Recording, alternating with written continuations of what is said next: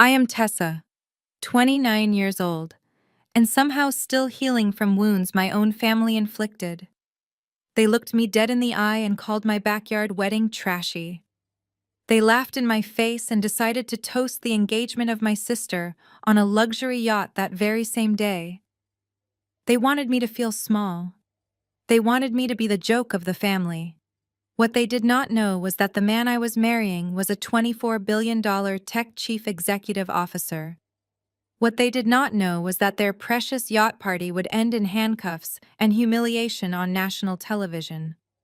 While they were left stranded on the hot docks with absolutely nothing, I was walking down the aisle in a $150 million private estate. When my mother finally realized the brutal truth and texted me, begging to come inside, my reply was just two simple words: too late. Before I continue this story, let me know where you are watching from in the comments below. Hit like and subscribe if you have ever had to stand up to a family who constantly underestimated your worth. Growing up in our affluent Atlanta neighborhood meant keeping up appearances was everything to my parents, Brenda and Jerome. But inside our sprawling brick home, emotional coldness permeated every single corner.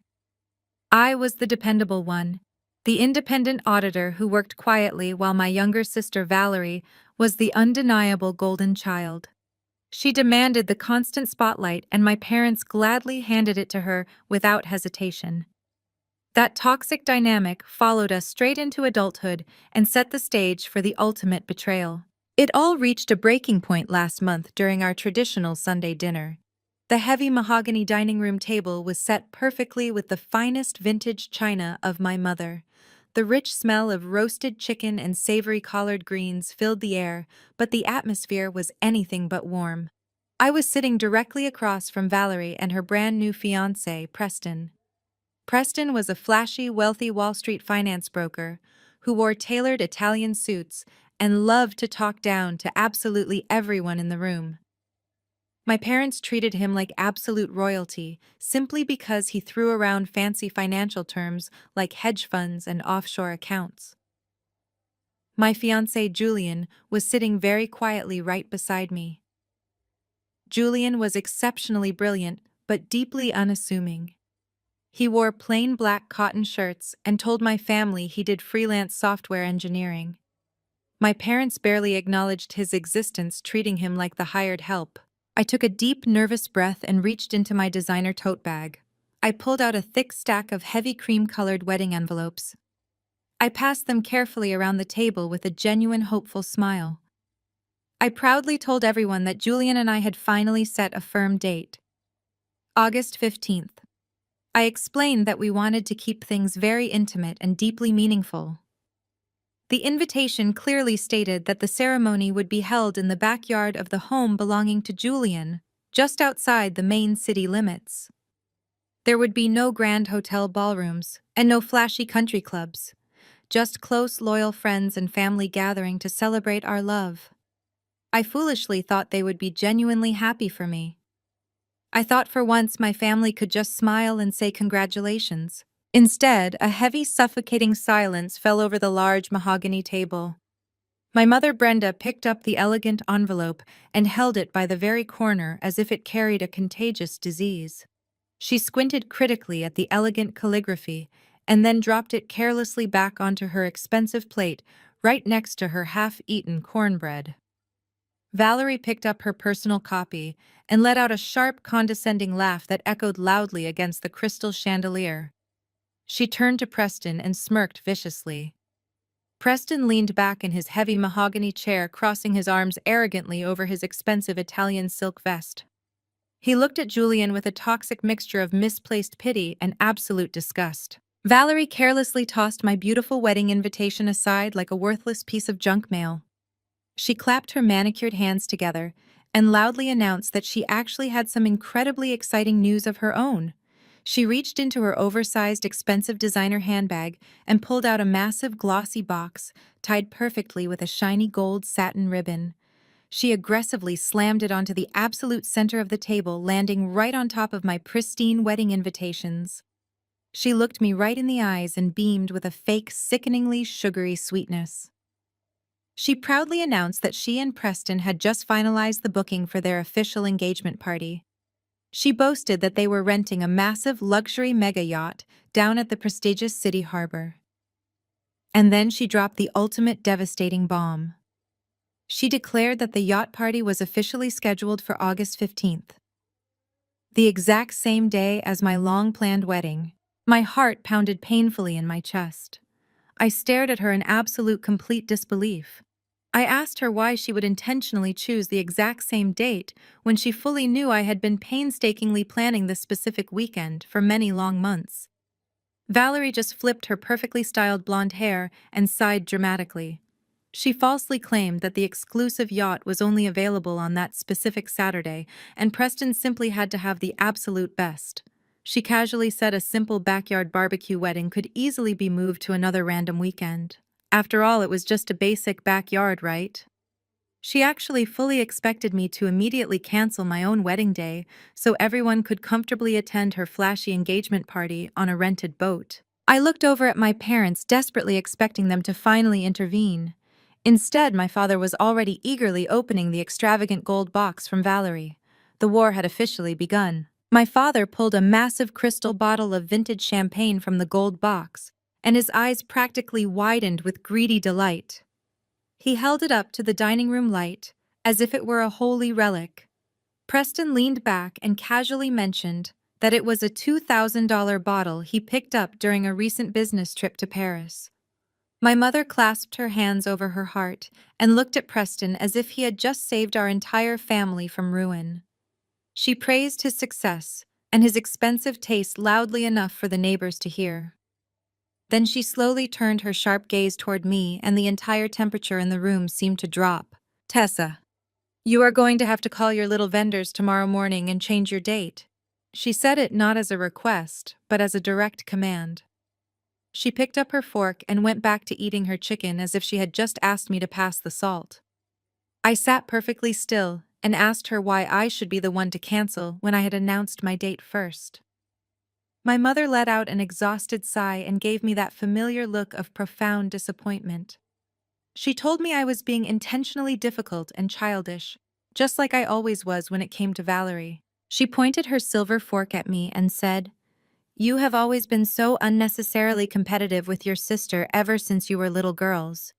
She brought up how I refused to give Valerie the spotlight at my own high school graduation, and how I was always trying to overshadow her.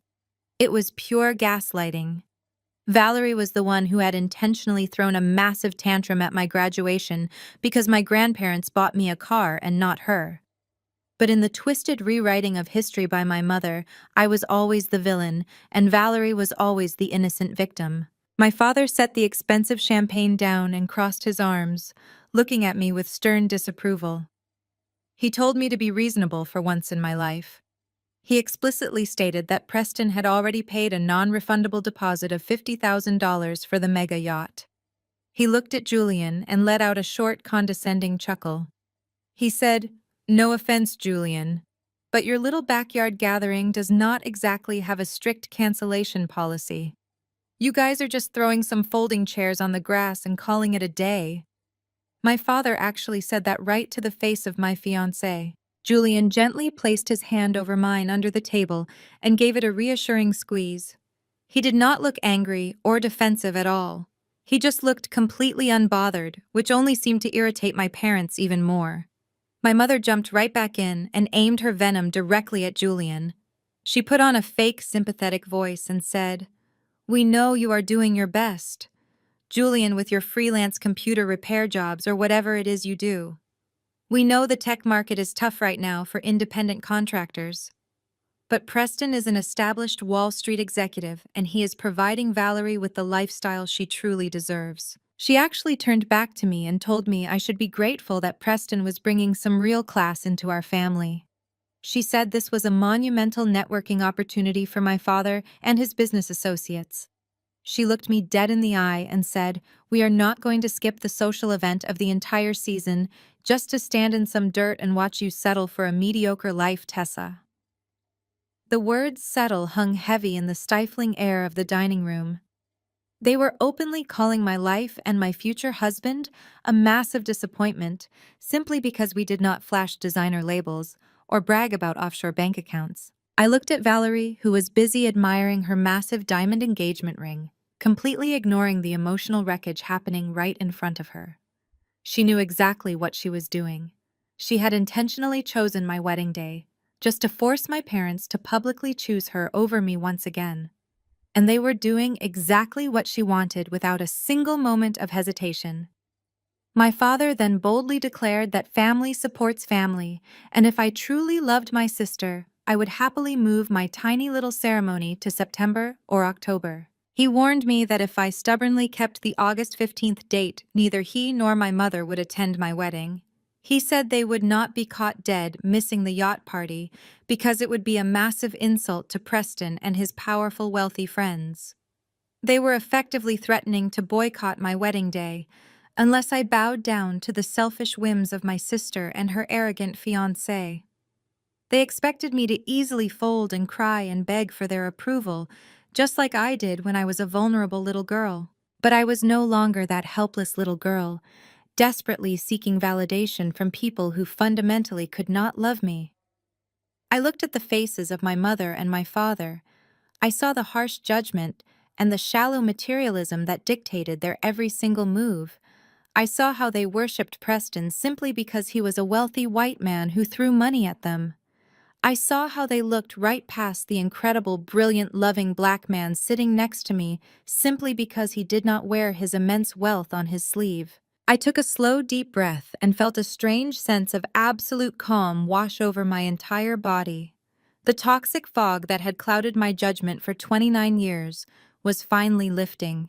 I did not raise my voice, and I did not shed a single tear. I just looked at my mother and told her that my wedding date was absolutely non-negotiable. I told her the invitations were already printed and the venue was already fully secured. I said if they preferred to spend the day on a rented boat with a man who belittled our entire family, then they were completely free to make that choice. My mother gasped loudly, as if I had just slapped her across the face. Valerie finally looked up from her diamond ring and glared at me with pure hatred. Preston just sneered and shook his head, muttering something under his breath about how ungrateful I was. The battle lines were officially drawn right there over the roasted chicken and the vintage champagne. They had made their choice clear, and now it was time for me to make mine. I was going to let them walk right off the edge of their own arrogant cliff. The silence in the dining room was so heavy it felt like you could cut it with a knife. Valerie was still glaring at me, her perfectly manicured fingers gripping the edge of the mahogany table. My mother and father were visibly fuming, waiting for me to break down and apologize for ruining their perfect Sunday dinner. But I just sat there with my head held high, completely unbothered by their hostile stares. That was when Preston decided he needed to regain absolute control of the room. He let out a loud, arrogant sigh and reached into the inner pocket of his custom-tailored Italian suit jacket. He pulled out a sleek black leather checkbook and a heavy gold-plated pen. He slowly unhooked the pen cap with a deliberate click that echoed in the quiet room. He began to write on the check with quick, aggressive strokes, making sure everyone at the table was watching his grand display of wealth. He ripped the check from the booklet and slid it across the polished wood, right over my pristine wedding invitations. It came to a stop just inches from my plate. I looked down and saw his messy signature at the bottom of a check written out for exactly $5,000. Preston leaned forward, resting his elbows on the table, and gave me a condescending smirk. "Listen, Tessa," he said in a voice dripping with fake pity. "I know things are tight for you and Julian. It is hard trying to build a life when your partner is just scraping by with odd computer jobs. Take the money. Go find a decent hotel ballroom, or at least a country club that is not fully booked. Buy yourself a proper dress and hire a real caterer.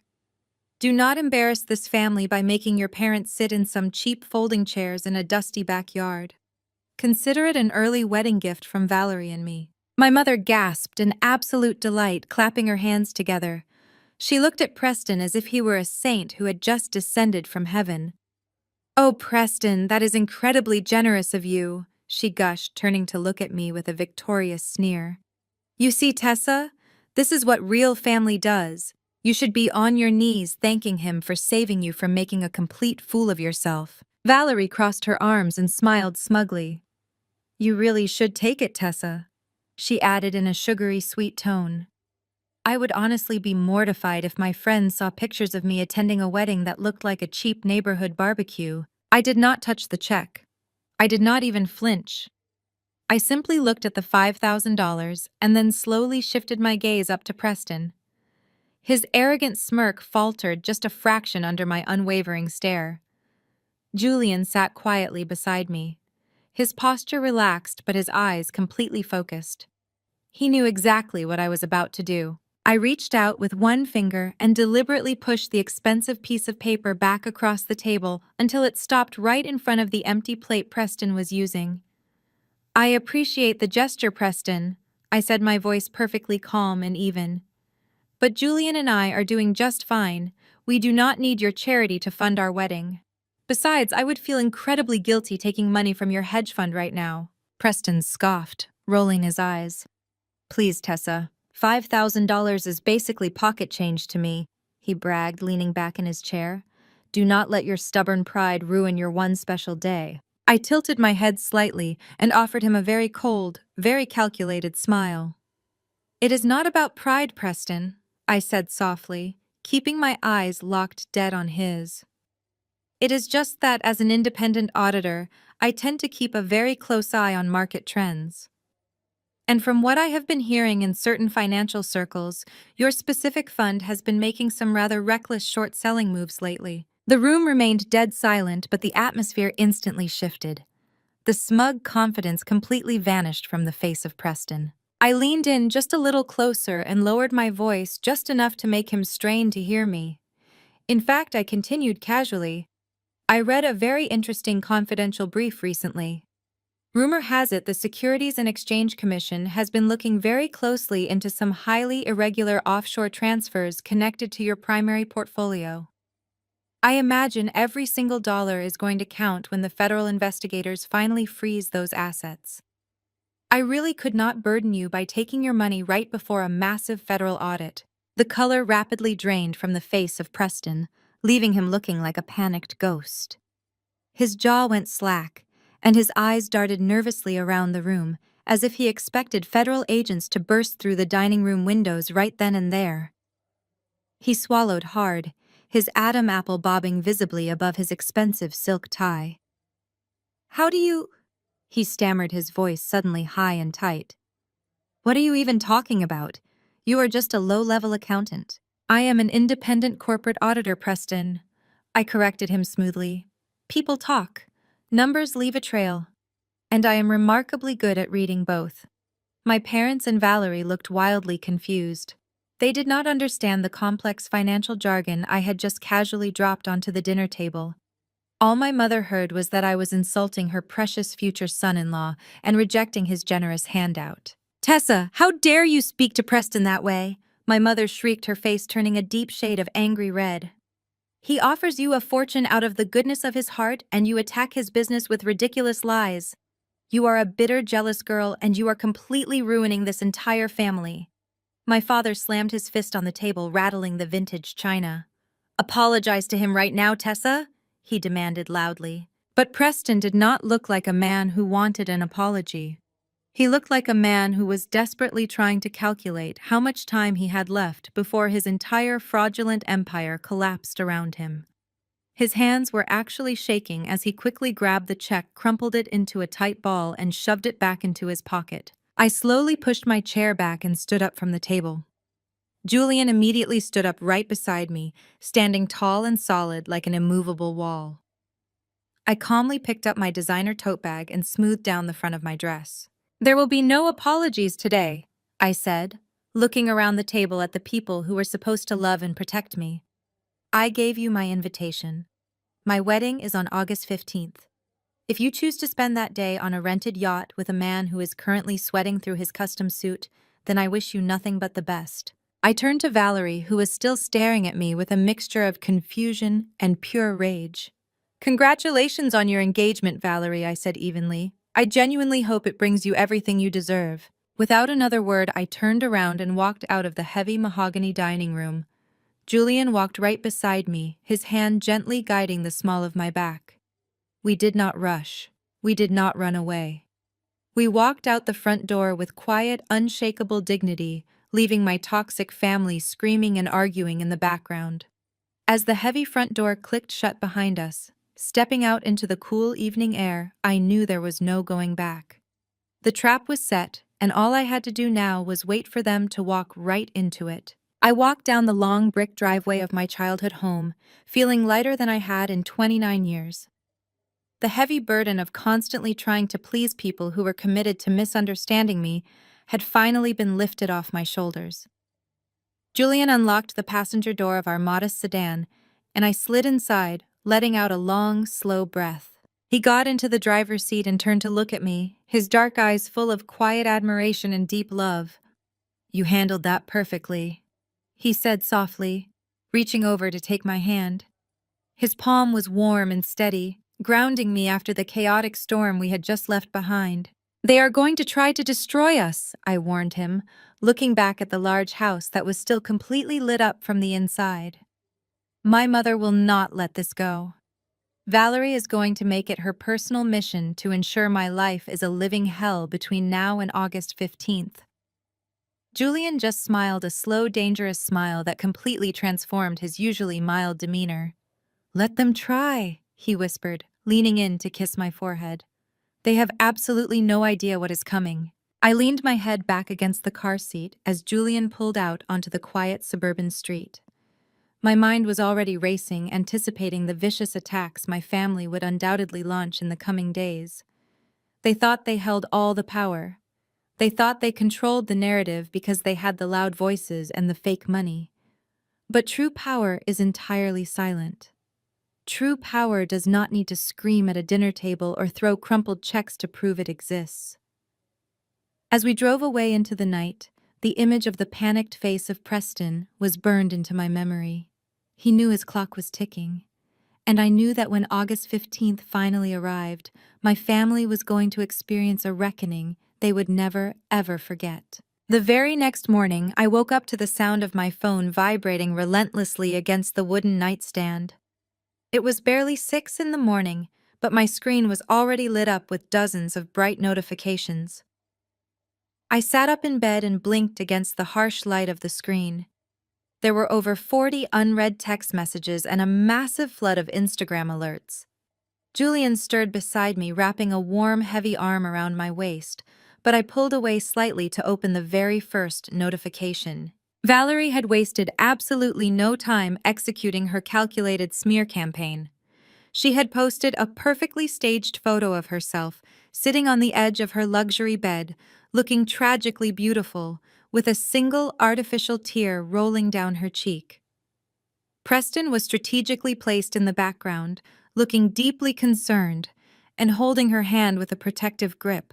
The caption beneath the photo was an absolute masterclass in emotional manipulation and weaponized victimhood. She wrote a long, dramatic essay about how her heart was completely shattered because her own sister was trying to maliciously sabotage the happiest time of her life. She explicitly claimed that I was bitterly jealous of her relationship with a highly successful white man and that I had deliberately chosen her engagement weekend just to steal her spotlight. She painted a completely false narrative where she had kindly offered to help pay for my wedding, but I had supposedly thrown the money back in her face out of pure spite and deep-seated insecurity. She ended the long post by saying she was praying for my bitter heart and desperately hoping I would find some peace. The comments section was an absolute dumpster fire of toxic extended family members rushing blindly to her defense.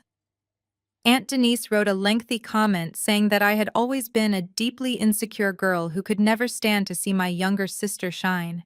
Cousin Leroy chimed in, saying it was truly pathetic how I was trying to drag Valerie down just because Julian could not afford to give me a real wedding. They were publicly tearing me apart based on a completely fabricated story, and Valerie was actively liking every single hateful comment to fuel the fire even more. Then I opened my private text messages. They were infinitely worse because my relatives did not have to hide behind the polite filter of public social media.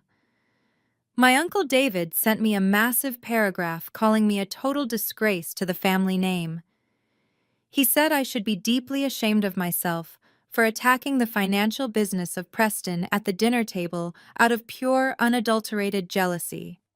He accused me of trying to ruin the valuable networking connections that Preston was bringing into our family. My older cousin Jasmine sent a barrage of aggressive texts telling me I was embarrassing the entire family by acting like a jealous, bitter stereotype. She said I needed to call Preston and apologize immediately before he decided to cut our family off from his immense wealth and social circles. She actually told me that Julian was probably ashamed of me for acting so petty and that I was lucky Julian was even willing to marry me in a cheap backyard. Reading those cruel words felt like taking a series of heavy physical blows directly to the chest. These were the people who had watched me grow up. These were the aunts and uncles who had sat at my college graduation and eaten food at my dinner table for years. And yet they did not hesitate for a single second to believe the absolute worst about me. They did not bother to pick up the phone and ask for my side of the story. They simply bowed down to the golden child and worshipped the wealthy white man she had brought into their orbit. Julian sat up slowly and gently took the phone right out of my shaking hands. He read through the vicious messages, his jaw clenching tightly with quiet, protective anger. He did not shout or curse or act impulsively. He simply locked the screen and placed the phone face down on the bedside table. He looked deep into my eyes and asked if I wanted him to step in and shut them all down right then and there. He had the power to do it. With one simple phone call to his legal team, he could have exposed the impending bankruptcy of Preston and publicly humiliated Valerie in the financial press. But I slowly shook my head. I told him no. I told him that responding to their toxic chaos would only give them the sick, twisted satisfaction of knowing they had successfully hurt me. Valerie desperately wanted a public screaming match. She wanted me to defend myself in the Instagram comments so she could twist my words and look even more like a helpless, bullied victim. I was absolutely not going to play her desperate game. Instead, I got out of bed and opened my laptop. I created a brand new folder right on my desktop and labeled it very simply. I took meticulous digital screenshots of every single Instagram comment, every hateful text message, and every direct threat to boycott my wedding. As an auditor, I knew the undeniable critical value of keeping strict receipts. I saved the long, rambling text from Aunt Denise where she explicitly stated she would rather die than attend my trashy backyard wedding. I saved the cruel message from Cousin Leroy, where he mocked the career of Julian and called him a broke loser. I archived the entire Instagram post of Valerie, including the exact timestamp and every single like from our relatives. I was deliberately building a solid, impenetrable wall of evidence for the day they would inevitably try to crawl back into my life. It was a deeply painful process to document my own family abandoning me. With every screenshot, I was effectively severing the emotional blood ties to my extended relatives. I was accepting the harsh, cold reality that I did not have a supportive village behind me. I only had a group of shallow people who valued the loud illusion of wealth and proximity to whiteness significantly more than they valued actual loyalty and unconditional love. But surprisingly, the pain was also incredibly liberating. I realized I no longer had to pretend to like these toxic people. I no longer had to send them obligatory birthday gifts or force awkward, polite smiles at tense holiday gatherings. They were voluntarily removing themselves from my life and saving me the trouble of doing it myself. I calmly closed the laptop screen and walked into the bathroom to start my day. I looked at my own reflection in the mirror and took a deep, steadying breath. Valerie honestly thought she had completely destroyed me by turning the entire family against me overnight. She thought the severe social isolation would easily break my spirit, force me to cancel my wedding, and make me beg for their collective forgiveness. But she had severely miscalculated my internal strength. She had spent her entire life heavily relying on the constant validation of our parents, while I had spent my entire life learning exactly how to survive completely on my own. I walked back into the bright bedroom and smiled at Julian. I told him we needed to finalize the luxury catering menu for our $150 million backyard. The pathetic smear campaign of Valerie was just fading white noise now. The final countdown to August 15th was officially running, and I was perfectly content to sit back and let them dig their own shallow graves on social media. It was a Tuesday afternoon when my phone rang again, breaking the quiet concentration in my office. This time, it was not a frantic text message or an angry Instagram notification from a distant relative. The caller ID simply said, Dad. I stared at the glowing screen for a long moment, watching it buzz relentlessly against my sleek glass desk. Julian was sitting across the room quietly reviewing some highly confidential legal documents for his upcoming initial public offering. He glanced up from his paperwork and gave me a very subtle, reassuring nod. I took a deep breath, swiped the screen, and pressed the phone to my ear. I answered and said, Hello, Dad, keeping my voice entirely neutral. There was no warm greeting on the other end of the line. My father cleared his throat loudly, adopting that harsh, authoritative tone he always used when he was about to deliver a severe punishment to a disobedient child. Tessa, he began coldly, I am only calling to inform you of a final decision your mother and I have made regarding your recent unacceptable behavior. Since you have chosen to be incredibly stubborn and deeply disrespectful to Preston, we are officially pulling all financial support for your wedding. We will not be contributing a single dime to that backyard disaster you are planning. I almost laughed out loud right then and there. The absolute absurdity of his empty threat was truly staggering. My father had never offered to pay for a single thing in the first place.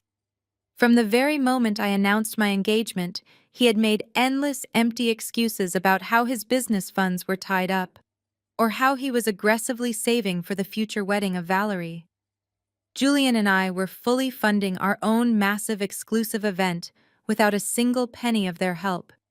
But my father honestly believed that officially withdrawing his imaginary financial support was going to utterly destroy my modest plans and bring me crawling back to him in desperate tears. He truly thought I was heavily relying on his non-existent charity just to survive. I replied smoothly, leaning back in my leather office chair, and told him that I completely understood.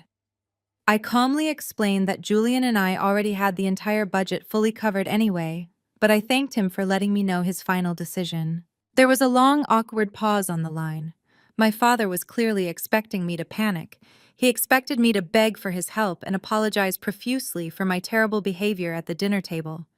When I did not give him the hysterical, dramatic reaction he desperately wanted, his voice grew even colder and much more demanding. Well, since you are so remarkably independent now, he continued sharply, there is another major matter we need to resolve immediately. Valerie is hosting an incredibly important engagement party on a luxury yacht.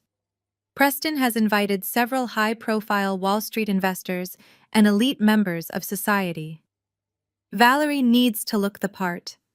She needs to look like she comes from a family of substantial legacy and real wealth to impress his affluent friends. I could feel a tight, heavy knot forming in my stomach because I knew exactly where this twisted conversation was going. I want you to bring over the vintage diamond necklace that belonged to your grandmother, he demanded flatly. Valerie is going to wear it for her engagement photos and for the yacht party. It is the only piece of fine jewelry we have that matches the immense value of her new diamond engagement ring. My grip tightened fiercely on the phone. The heirloom diamond necklace was the only thing my grandmother had ever left entirely to me. She had explicitly written it into her legally binding will before she passed away because she knew exactly how greedy my mother could be. She knew my mother would immediately try to snatch it and hand it straight to Valerie, simply because Valerie was the favored golden child. My grandmother was the only person in that cold, empty brick house who ever truly saw me. She was the only one who ever actually loved me for exactly who I was, rather than what I could do for the family image. Giving that beautiful vintage necklace to Valerie to use as a cheap, flashy prop to impress a fraudulent white finance broker was a massive, unforgivable insult to the loving memory of my grandmother. I reminded my father that he knew perfectly well that Grandma left that specific necklace to me, and I kept my tone perfectly even, despite the intense anger boiling inside my chest. I told him it was legally mine and that it was not a shared family accessory for Valerie to borrow, just to show off to the wealthy friends of Preston. My father let out a harsh, bitter laugh. He told me not to start quoting legalities to him. He claimed that my grandmother was clearly confused in her final months, and that everyone in the family knew that the expensive necklace should have automatically gone to the eldest daughter of my mother. He boldly stated that Valerie was the one marrying into real money and elevating the social standing of our entire family. He actually told me I was throwing my life away on a freelance computer guy in a dirt backyard, so I did not need to wear a priceless vintage diamond just to stand around on the grass. The sheer cruelty of his words was breathtaking. He was completely dismissing my worth, my entire marriage, and the dying wishes of his own mother, just to pacify the endless greed of Valerie. He genuinely believed that because Valerie had successfully secured a rich white fiancé, she was inherently entitled to every single valuable asset our family possessed. He threatened me, saying that if I truly wanted to be a part of the family moving forward, I would hand over that necklace today. He told me to consider it a mandatory apology for the horrible way I treated Preston at the dinner table. He claimed Valerie was very stressed because of my selfish little stunts, and she deserved this heirloom to make her day completely perfect. I looked across the room at Julian. He was watching me closely, his dark eyes filled with silent, unwavering support. An incredible idea began to form in my mind. An idea so perfectly calculated that it would permanently shatter the fragile, arrogant reality Valerie had built for herself. I did not need to scream at my father or cry and explain why I deserved the precious necklace. I just needed to let them fall directly into their own trap. I let out a soft, defeated sigh, acting exactly like the broken, compliant daughter he fully expected me to be. I told him he was right, and my voice was completely devoid of any real emotion. I said that Valerie should absolutely have exactly what was inside the original velvet jewelry box because it truly belonged at her grand engagement party. I heard a sharp exhale of pure relief and smug satisfaction on the other end of the line. My father thought he had finally broken me. He thought his harsh financial threats and emotional manipulation had successfully forced me into complete submission. He told me he was glad I was finally acting like a rational adult, and his tone instantly shifted from aggressive to deeply patronizing. He ordered me to drop it off at the house this evening because Valerie was going out for a dress fitting and wanted to match the diamonds to her expensive outfit. I replied smoothly that I was actually heading to the upscale downtown area for a catering meeting this afternoon. I told him to have Valerie meet me at the luxury coffee shop on Fifth Avenue at exactly 3:00. I insisted I would hand the jewelry box directly over to her in person in a public place, so there would be absolutely no confusion and no false accusations later. My father snapped back, telling me not to be late because Preston had a very tight schedule, and Valerie did not have time to wait around for me. He hung up the phone without even saying goodbye. The line went dead, leaving a heavy, echoing silence in my quiet office. I slowly lowered the phone and looked down at my left hand. Resting perfectly on my ring finger was my stunning wedding band, intricately custom designed by Julian. And sitting right in the absolute center of that beautiful custom band, completely legally repurposed and shining brilliantly under the bright office lights, was the massive vintage heirloom diamond that had once belonged to my grandmother. Julian walked over and gently rested his hands on my shoulders, looking down at the spectacular diamond gleaming on my finger. He softly asked if my father had demanded the necklace, while a knowing smile played on his lips. I told him yes, and I felt a sudden rush of cold, thrilling anticipation. I told Julian I promised to give Valerie exactly what was left inside the box. I calmly closed my laptop and stood up, grabbing my designer coat because it was officially time to go meet my sister for coffee. The luxury coffee shop on Fifth Avenue was exactly the kind of pretentious establishment my sister lived for. It featured soaring glass windows, white marble countertops, and overpriced lattes. I arrived early and chose a small table in the center of the room. The afternoon sunlight streamed through the massive windows, creating a warm spotlight where I was sitting. I ordered a simple black tea and placed the faded navy blue velvet jewelry box in the middle of the marble table. Valerie was predictably late. She pushed through the heavy glass doors at 3:15 carrying large shopping bags from high-end designer boutiques. She wore ridiculous oversized dark sunglasses indoors and scanned the room with a look of extreme superiority. She marched over to my table, her high heels clicking sharply against the polished concrete floor. She dropped her bags onto the empty chair and collapsed into her seat, crossing her arms.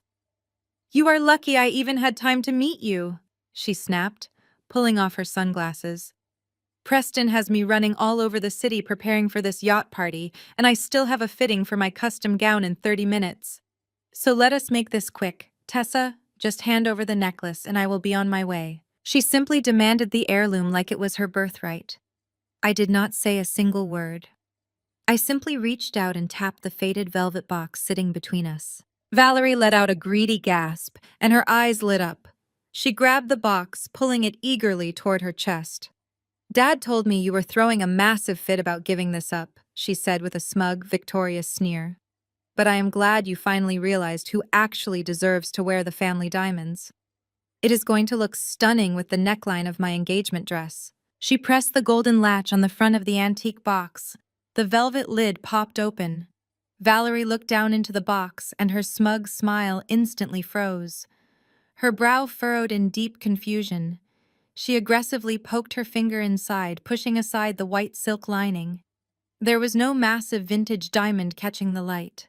The only thing resting inside the velvet box was a neatly folded piece of thick, cream-colored paper. "What is this?" she demanded, her voice rising in pitch. "Where is the necklace, Tessa? Did you forget to put it in the box?" I took a slow, calm sip of my black tea. "I did not forget anything, Valerie," I replied, my voice perfectly even. "Dad told me to give you exactly what was left inside the antique box." So I did. Valerie frantically ripped open the folded piece of paper. Her eyes darted back and forth across the thick page. It was the official legal appraisal and certificate of ownership. It explicitly named me as the sole legal owner of the diamond per the finalized will of our late grandmother. "This is just stupid paperwork," she hissed, slamming the certificate down. "I need the actual necklace for my fitting. Where is it?" I rested my elbows on the marble table and leaned forward. I slowly lifted my left hand and rested my chin on my fingers, making sure the back of my hand was fully exposed to the bright afternoon sunlight streaming through the windows. The massive vintage diamond set, perfectly in the center of my custom platinum wedding band, caught the bright light and sent blinding flashes of brilliance across the table. Julian had hired a master jeweler to extract the family stone and reset it into a modern, elegant ring that I could wear every single day of my life. Valerie stared at my left hand, and the color completely drained from her face. Her mouth dropped open, but no sound came out. She looked from the empty velvet box to the legal appraisal, and finally back to the massive diamond shining on my finger. The realization hit her like a physical blow. "You did not," she whispered, her voice trembling with absolute shock and rising fury. "Tell me you did not destroy the family heirloom for your trashy little backyard wedding." "I did not destroy anything, Valerie," I said calmly, lowering my hand. "Grandma left the diamond to me. It belongs to me. Julian and I simply had it permanently reset into my wedding band last week. It is legally mine, and now it is physically attached to my marriage. You cannot borrow it, and you certainly cannot use it to impress Preston." For a few seconds, Valerie just sat there, paralyzed by the sheer magnitude of her defeat. She had promised Preston a priceless family heirloom. Now she had absolutely nothing but an empty velvet box. And then the golden child completely lost her mind. "You selfish, vicious, bitter witch!" she screamed at the absolute top of her lungs. She slammed both of her hands down on the marble table so hard that my teacup violently rattled against the saucer. "How dare you steal my moment? That diamond belongs to me. You are just trying to ruin my engagement because you know Julian is a broke loser and Preston is 10 times the man he will ever be." The entire coffee shop went dead silent. The baristas stopped steaming milk. The wealthy patrons lowered their laptops and stared openly at our table. Valerie did not care that she was making a massive public spectacle. She stood up, knocking her heavy metal chair backward so hard it crashed loudly onto the concrete floor. "Give me the ring," she demanded, reaching aggressively across the table and trying to grab my left hand. "Take it off right now and give it to me, or I swear to God I will call the police and tell them you stole it." I swiftly pulled my hand back out of her reach and stood up, smoothing down the front of my designer coat. I looked around at the dozens of shocked faces watching us, and then looked back down at my sister, who was now breathing heavily and shaking with uncontrollable rage. "Call the police, Valerie," I challenged her, keeping my voice low and dangerously calm. "Show them the legal appraisal sitting right there on the table. Show them the will. Please make a massive scene. I am sure Preston and his elite Wall Street friends will absolutely love reading about his unhinged fiancée throwing a violent temper tantrum in the middle of a cafe over jewelry she does not even own." Valerie let out a sound of pure primal frustration. She grabbed her iced latte from the edge of the table and blindly hurled it in my direction. I stepped back just in time and the plastic cup smashed against the floor, sending a huge wave of milk and ice crashing across the expensive shoes of a woman sitting at the next table. Gasps erupted across the room. A manager in a black apron immediately started rushing over from the front counter. I looked at Valerie one last time. Her expensive designer clothes were splattered with drops of coffee. Her face was red and blotchy. She looked absolutely deranged. "Enjoy your fitting, Valerie," I said quietly, picking up my purse. I turned around and walked calmly toward the glass exit doors, leaving her standing in a literal puddle of her own toxic mess. My phone started buzzing furiously in my pocket the moment I stepped onto the sunny sidewalk, but I did not even bother looking at the screen. The trap had worked flawlessly. Valerie had humiliated herself in public, and there was absolutely no way she could spin this to make me look like the bad guy. The warm afternoon sunlight of Fifth Avenue felt incredibly refreshing on my face as I walked away from the luxury coffee shop. I could still hear the muffled sounds of the chaotic scene I had just left behind, but I did not turn around to look. My phone was vibrating continuously in the deep pocket of my designer coat. I knew it was likely my father furiously calling to demand an explanation, or perhaps Valerie frantically texting me a stream of unhinged threats. I simply ignored the constant buzzing and kept walking toward the parking garage where I had left my car. My heart was beating in a steady, calm rhythm. For the first time in my entire life, I had stood my ground against the golden child without shedding a single tear or feeling an ounce of misplaced guilt. I was only about half a block away from the coffee shop when a massive black luxury SUV suddenly swerved toward the curb right next to me. The dark-tinted windows and the aggressive way it stopped made me pause on the busy sidewalk. The heavy passenger door swung open violently, and Preston stepped out onto the concrete. He was wearing a perfectly tailored charcoal gray suit, but his face was completely flushed with dark red anger. He slammed the heavy car door shut and marched directly into my path, physically blocking me from continuing down the busy street. Valerie had clearly called him the absolute second I walked out of the cafe, spinning a wild, exaggerated tale of how I had violently attacked her and stolen her precious family diamonds. "You really think you are so incredibly smart?" "Do you not, Tessa?" he snarled, stepping dangerously close to me. He was trying to use his height and his broad shoulders to physically intimidate me right there in the middle of the crowded sidewalk. "Valerie is inside that cafe right now, hyperventilating and completely covered in spilled drinks because of your sick, jealous little stunts. You actually think you can humiliate my future wife and just walk away without any consequences?" I did not take a single step back. I stood my ground and looked him directly in his angry eyes. Valerie humiliated herself. "Preston," I replied smoothly, keeping my voice at a low conversational volume so the passing pedestrians would not stop and stare. "She threw a massive temper tantrum in a public place because she finally realized she cannot always get everything she demands. The diamond legally belongs to me, and it is currently sitting on my left hand. If you wanted her to have a bigger ring, you should have just bought her one with all that imaginary money you keep bragging about. The muscle in his jaw twitched violently. My words had hit a very sensitive nerve. Preston absolutely hated being reminded that his financial facade might not be as rock solid as he desperately portrayed it to be. He let out a harsh, arrogant laugh that sounded completely hollow. "You have absolutely no idea who you are dealing with," he spat, pointing a manicured finger right at my face. "You think your little backyard wedding and your fake legal papers make you powerful? You are nothing but a bitter, lonely girl who is about to learn exactly what happens when you cross real money and real influence." He crossed his arms over his expensive suit and a sickeningly smug smile spread across his face. "You know, I was going to just let your pathetic little wedding happen," he continued, his voice dripping with condescension. "I was going to let you have your miserable day in the dirt. But after what you just did to Valerie, I decided to make a few quick phone calls on my way over here. I decided to completely buy out the absolute last shred of loyalty your family had left for you." I kept my face perfectly blank, refusing to give him the satisfaction of a reaction.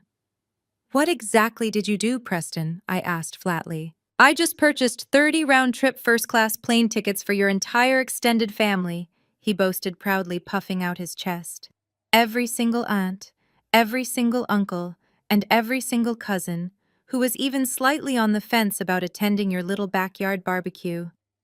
I booked them all luxury suites at the Four Seasons right near the harbor. I paid for everything in full. Your parents have already called them all to confirm the exciting news. You see, Tessa, money buys loyalty, and I have enough money to make sure every single person you share blood with chooses my yacht party over your pathetic dirt patch." He leaned in closer, his breath smelling faintly of expensive scotch and strong mints. He wanted to see me break. He desperately wanted to see the tears well up in my eyes. "I promise you, Tessa," he whispered maliciously, "you are going to walk down that cheap little aisle completely alone. There will be no family sitting in those folding chairs. Your father is not going to walk you down the aisle, and your mother is not going to be there to fix your dress. You are going to be completely abandoned, and everyone in this city is going to know that your family chose my wealth over your existence." He waited for the crushing weight of his ultimate ultimatum to completely destroy me. He expected me to crumble right there on the concrete sidewalk. He expected me to beg him to cancel the flights or plead with him to leave me just a few family members. Instead, a slow, deliberate smirk crept onto my face. I looked at the arrogant white finance broker standing in front of me, and I felt nothing but profound, absolute pity. He thought he had just dealt me a fatal blow. He had no idea that he had just handed me the greatest gift I could have ever possibly asked for. He had voluntarily removed every single toxic relative from my sacred space, and he had paid for the immense privilege of doing it. I tilted my head slightly and smiled a genuine, radiant smile. "That is incredibly generous of you, Preston," I said softly. "You just saved me thousands of dollars on expensive catering for people I do not even like. I genuinely hope you and my family enjoy every single second of that luxury yacht party. I really hope you soak in all the wealthy, important guests and the expensive champagne. Because days like that are very fleeting, especially in your current line of work." The smug confidence on his face faltered for a brief second. His eyes darted back and forth, trying to read the hidden meaning behind my calm words. "You are bluffing," he muttered, his voice losing a tiny fraction of its aggressive edge. "You are just trying to act tough because you know you have absolutely nothing left." I stepped around him casually, brushing past the sleeve of his expensive tailored suit. "I have everything I could ever possibly need." "Preston," I called back over my shoulder as I continued walking toward my parking garage. "Make sure your phone is fully charged on August 15th. You are going to be receiving some very important phone calls." I did not look back again. I walked into the dark, cool interior of the parking garage and unlocked my car. As I slid into the driver's seat, I finally pulled my phone out of my pocket.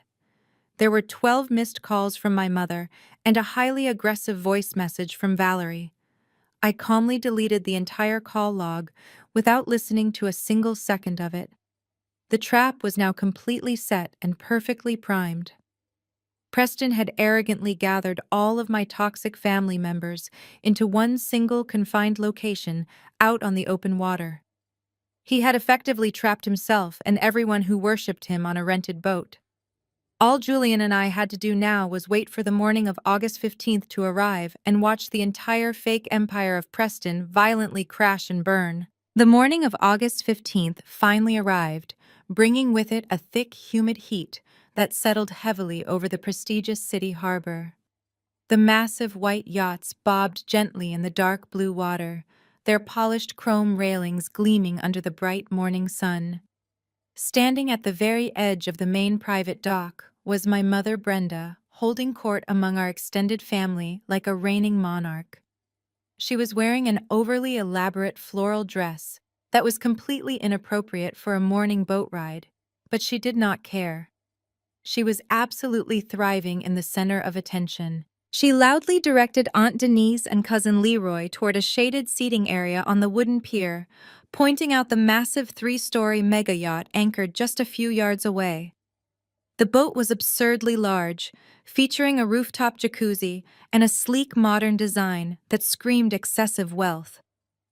My mother was talking so loudly that the harbor staff were beginning to shoot her irritated glances, but she was entirely too absorbed in her own bragging to notice. She went on and on about how Preston had flown them all out first class, and how Valerie was about to marry into one of the most powerful financial dynasties on the entire East Coast. She made sure to emphasize how lucky they all were to be there, completely ignoring the fact that they were only invited as pawns to hurt me. Inside the private bridal suite of the harbor clubhouse, Valerie was staring at her own reflection in a massive gilded mirror. She was wearing a custom-designed, heavily beaded white gown that supposedly cost $50,000. The dress was suffocatingly tight and covered in heavy crystals that caught the light with every single movement. She looked less like a woman attending a daytime engagement party and much more like someone trying desperately to prove she belonged on a red carpet. She had hired an entire team of professional makeup artists and hairstylists who were frantically hovering around her, spraying expensive perfume and pinning up her blonde hair. She did not spare a single thought for me or the fact that it was supposed to be my wedding day. In her mind, she had won the ultimate victory. She had successfully stolen my family, my date, and what she believed was my dignity. Valerie took a sip from a crystal glass of champagne and smiled a sharp, predatory smile at her reflection. She was completely oblivious to the massive storm that was rapidly brewing just outside the heavy wooden doors of her bridal suite. Out on the wooden docks, the atmosphere was beginning to shift from celebratory to slightly confused. The luxury yacht was fully staffed with uniformed waiters standing at attention near the boarding ramp, holding silver trays of expensive hors d'oeuvres. However, the boarding ramp remained firmly raised and secured. The captain, a stern-looking man in a crisp white uniform, stood at the edge of the deck looking down at the gathered crowd of my relatives with a deeply unimpressed expression. Preston was standing inside the small, air-conditioned office of the harbor master, sweating profusely despite the cool air blowing directly onto his face. He was wearing his pristine white linen suit, but the confident, arrogant swagger he usually carried had completely vanished. Standing across the counter from him was the head harbor master, a no-nonsense woman holding a small black credit card terminal. "I am sorry, sir," she said in a flat, bored tone, "but this card has been declined as well. That is the third card we have tried. The final port taxes and the mandatory boarding fees must be paid in full before the captain will authorize the release of the boarding ramp." Preston swallowed hard, his eyes darting frantically toward the glass window of the office. He could see my mother pointing at the yacht and my Uncle David checking his gold watch. The party was supposed to start boarding 10 minutes ago. There must be some sort of ridiculous bank glitch, Preston stammered, his voice cracking slightly. He aggressively snatched the heavy metal black card from the hand of the harbor master. "Do you have any idea how much money is in this account? I am a senior executive at a major hedge fund. Your cheap little machine is clearly malfunctioning. Try running it again." The harbor master let out a long, exhausted sigh and took the card back. She swiped it slowly through the machine. The small screen instantly flashed the exact same red error message. Declined. Insufficient funds. Please contact your financial institution. She turned the screen around so Preston could see the glaring red letters for himself. It is not our machine, Mr. Preston, she said firmly. Your financial institution is actively blocking the transaction. Perhaps there is a security hold on your account due to the unusually large amount. I suggest you call your bank immediately. We have a strict schedule to maintain today, and there are other vessels waiting for dock clearance. A cold bead of sweat slowly rolled down the side of the face of Preston. He reached into his pocket and pulled out his sleek smartphone. His hands were shaking so badly he could barely unlock the screen. He opened his private banking application expecting to see his massive multi-million-dollar balance. Instead, the screen loaded to show a terrifying string of zeros, followed by a stark notification banner stating that his accounts had been temporarily frozen pending an internal review. The blood completely drained from his face, leaving him looking like a sick ghost. The reality of his reckless financial gambling was finally catching up to him in real time. He had spent the last 2 years illegally shifting funds between offshore accounts and using client money to cover his massive, risky short-selling bets. He thought he could easily transfer some hidden funds this morning to cover the yacht fees before anyone noticed. He was entirely wrong. He quickly locked his phone and shoved it back into his pocket, forcing a fake, strained smile onto his face as he looked back at the harbor master. "Listen," he said, his voice dropping to a desperate whisper. "I have a very important engagement party waiting out there. My fiancé is inside the clubhouse. Let them board the yacht and start serving the drinks. I will step into my private car and call my personal wealth manager right now to sort out this silly little computer error. I will have the money wired to you in 10 minutes. The harbor master simply crossed her arms and shook her head. "Harbor policy is strictly payment up front," she replied coldly. "No one steps foot on that vessel until the balance is cleared. You have exactly 20 minutes to resolve this bank glitch before the captain officially cancels your charter." Preston stumbled backward out of the office, the heavy glass door swinging shut behind him. The bright sunlight hit his face like a physical blow. He looked out at the crowded dock where my mother was now waving frantically at him, her face completely flushed with excitement. He forced his trembling hand to wave back, projecting the false image of a wealthy man fully in control of his destiny. But deep inside his chest, his heart was hammering wildly against his ribs. The first massive crack had just fractured the foundation of his fake empire, and the entire structure was about to come crashing down directly onto the heads of everyone who had blindly worshipped him. While Preston was desperately sweating on the crowded public docks miles away on the exclusive northern edge of the city, a completely different reality was unfolding. The backyard my family had so viciously mocked was not a small patch of crabgrass behind a modest suburban home. It was a sprawling private estate situated on 300 acres of pristine protected woodlands. The property was valued at over $150 million, and it was completely hidden from the prying eyes of the general public. Towering iron gates stood at the end of a long, winding, tree-lined driveway. These massive gates were heavily guarded by an elite private security team dressed in sharp black suits with discreet earpieces. They meticulously checked the credentials of every single arriving guest, cross-referencing their names on encrypted digital tablets before allowing anyone to pass through. A steady, silent stream of black Maybachs and sleek armored vehicles slowly pulled through the open gates, making their way up to the main house.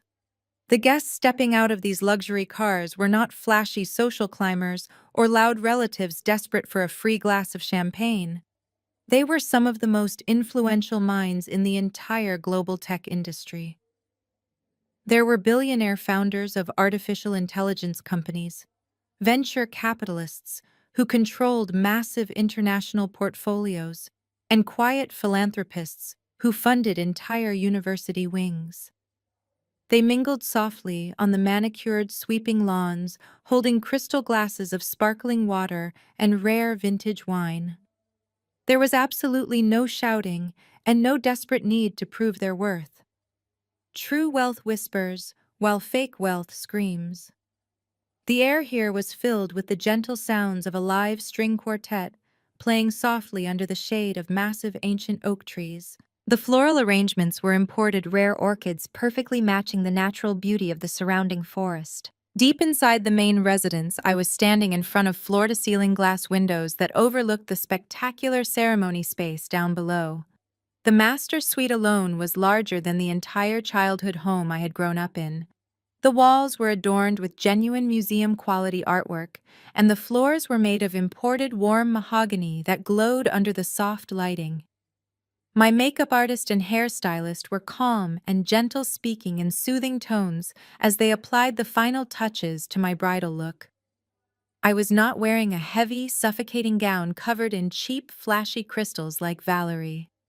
My dress was a masterpiece of understated, elegant design made of pure, flowing silk that draped perfectly across my figure. It was simple, breathless, and incredibly comfortable. And resting securely on my left hand, the vintage diamond of my grandmother caught the soft, natural sunlight, anchoring me to the only piece of my past worth keeping. There were no chaotic screaming matches and no frantic relatives demanding my attention. There was only profound, absolute peace. Julian walked into the master suite, his footsteps completely silent on the thick plush rugs. He was no longer dressed in his simple black cotton shirts and casual denim. He wore a breathtaking custom-tailored midnight blue tuxedo that fit his broad shoulders with absolute perfection. He looked exactly like the man he truly was, a visionary leader who commanded immense respect without ever having to raise his voice or demand attention. He walked up behind me and gently wrapped his strong arms around my waist, resting his chin softly on my shoulder. We stood there together looking at our reflection in the massive glass windows. There was no anxiety in his dark eyes, only deep, unwavering love and a quiet, fierce protectiveness. He had spent the last 2 years building an empire from the ground up, and today he was finally ready to share the entire truth of his success with the world. I leaned back into his warm embrace and asked him if everything was ready down below on the lawns. Julian smiled his slow, confident smile and kissed the side of my head. He told me the mayor of the city had just arrived to officiate the ceremony, and the final security sweep of the vast perimeter was completely clear. He also mentioned casually that his chief financial officer had just sent him a very interesting text message regarding the morning market activities. Julian knew exactly what was happening to the fraudulent hedge fund of Preston at that very exact moment. He had set the financial trap months ago, carefully auditing the toxic short positions of Preston and strategically maneuvering his own massive tech assets to expose the vulnerable financial lies of the firm. The massive tech initial public offering that Julian launched this morning was the exact catalyst that shattered the fragile portfolio of Preston into a million irreparable pieces. The absolute poetry of the situation was almost entirely overwhelming to comprehend. My family had blindly thrown away a genuine invitation to sit among true global leaders, just so they could stand on a rented wooden dock with a man who was actively being hunted by federal investigators. They had chosen the loud, shiny illusion over the quiet, solid truth, simply because they were blinded by their own toxic prejudice and endless greed. They thought they were punishing me by leaving me completely alone on my wedding day. But in reality, they had completely isolated themselves on a sinking ship while I was standing at the absolute pinnacle of true security and genuine love. Julian offered me his arm and softly told me it was time to go down to the ceremony. I took a deep breath, feeling a profound sense of peace wash over my entire soul. The girl who used to desperately beg for the crumbs of affection from a family who despised her was completely gone. In her place stood a powerful, independent woman who was about to marry her absolute equal. I linked my arm securely through his, feeling the solid warmth of his presence. As we walked out of the master suite and began to descend the grand sweeping staircase toward the sunlit lawns, I knew I was leaving the broken shadows of my toxic family behind forever. I was stepping out into the bright, secure future of a life I had entirely built on my own terms, and I was ready to finally say my vows. The bright, peaceful morning at the private estate felt like an entirely different universe compared to the stifling, humid heat radiating off the concrete at the city harbor. Back on the public docks, the illusion of extreme luxury was rapidly melting away under the harsh August sun.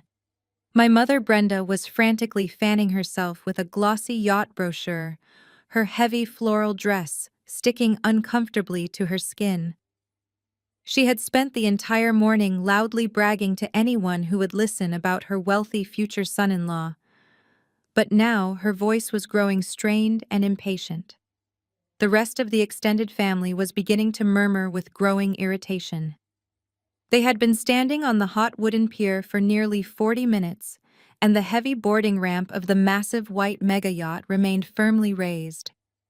The yacht staff in their crisp white uniforms simply stood at the rails looking down at my sweating relatives with total indifference. Valerie finally stormed out of the air-conditioned bridal suite of the clubhouse, dragging her heavy $50,000 crystal-covered gown across the dirty concrete. Her professional makeup was already beginning to shine with sweat, and her carefully pinned blonde hair was frizzing in the dense ocean humidity. The heavy dress was never meant to be worn outside on a hot dock. It was designed for air-conditioned luxury ballrooms and cool ocean breezes. She aggressively pushed her way through our tired relatives and marched directly toward Preston, who was pacing erratically near the side of the harbor master office. "What is taking so long, Preston?" she demanded, her voice taking on that shrill, spoiled tone she always used when she was denied immediate gratification. "My dress is suffocating me, and Uncle David is complaining about his blood pressure. Tell the captain to lower the ramp right now so we can get into the air conditioning and start opening the expensive champagne." Preston did not answer her. He could not answer her. He was staring blankly out at the dark blue water, his usually immaculate white linen suit now heavily wrinkled and damp with nervous perspiration. He had spent the last 15 minutes desperately dialing his personal wealth manager, his business partners, and his offshore accounts. Every single call had gone straight to a disconnected automated voicemail. The massive financial firewall he had built to protect his fraudulent activities had completely vanished, leaving him entirely exposed. He knew that when the people who handled your dirty money stopped answering their phones, it meant they were already talking to the federal authorities. Suddenly, the sleek smartphone in his trembling hand began to vibrate. It was not a normal phone call. It was a continuous, violent buzzing that sounded like a swarm of angry bees trapped inside the metal casing.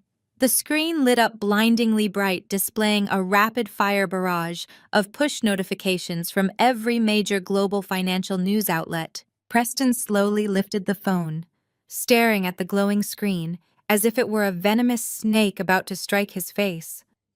He opened the first notification from the Wall Street Journal, and his entire world instantly imploded.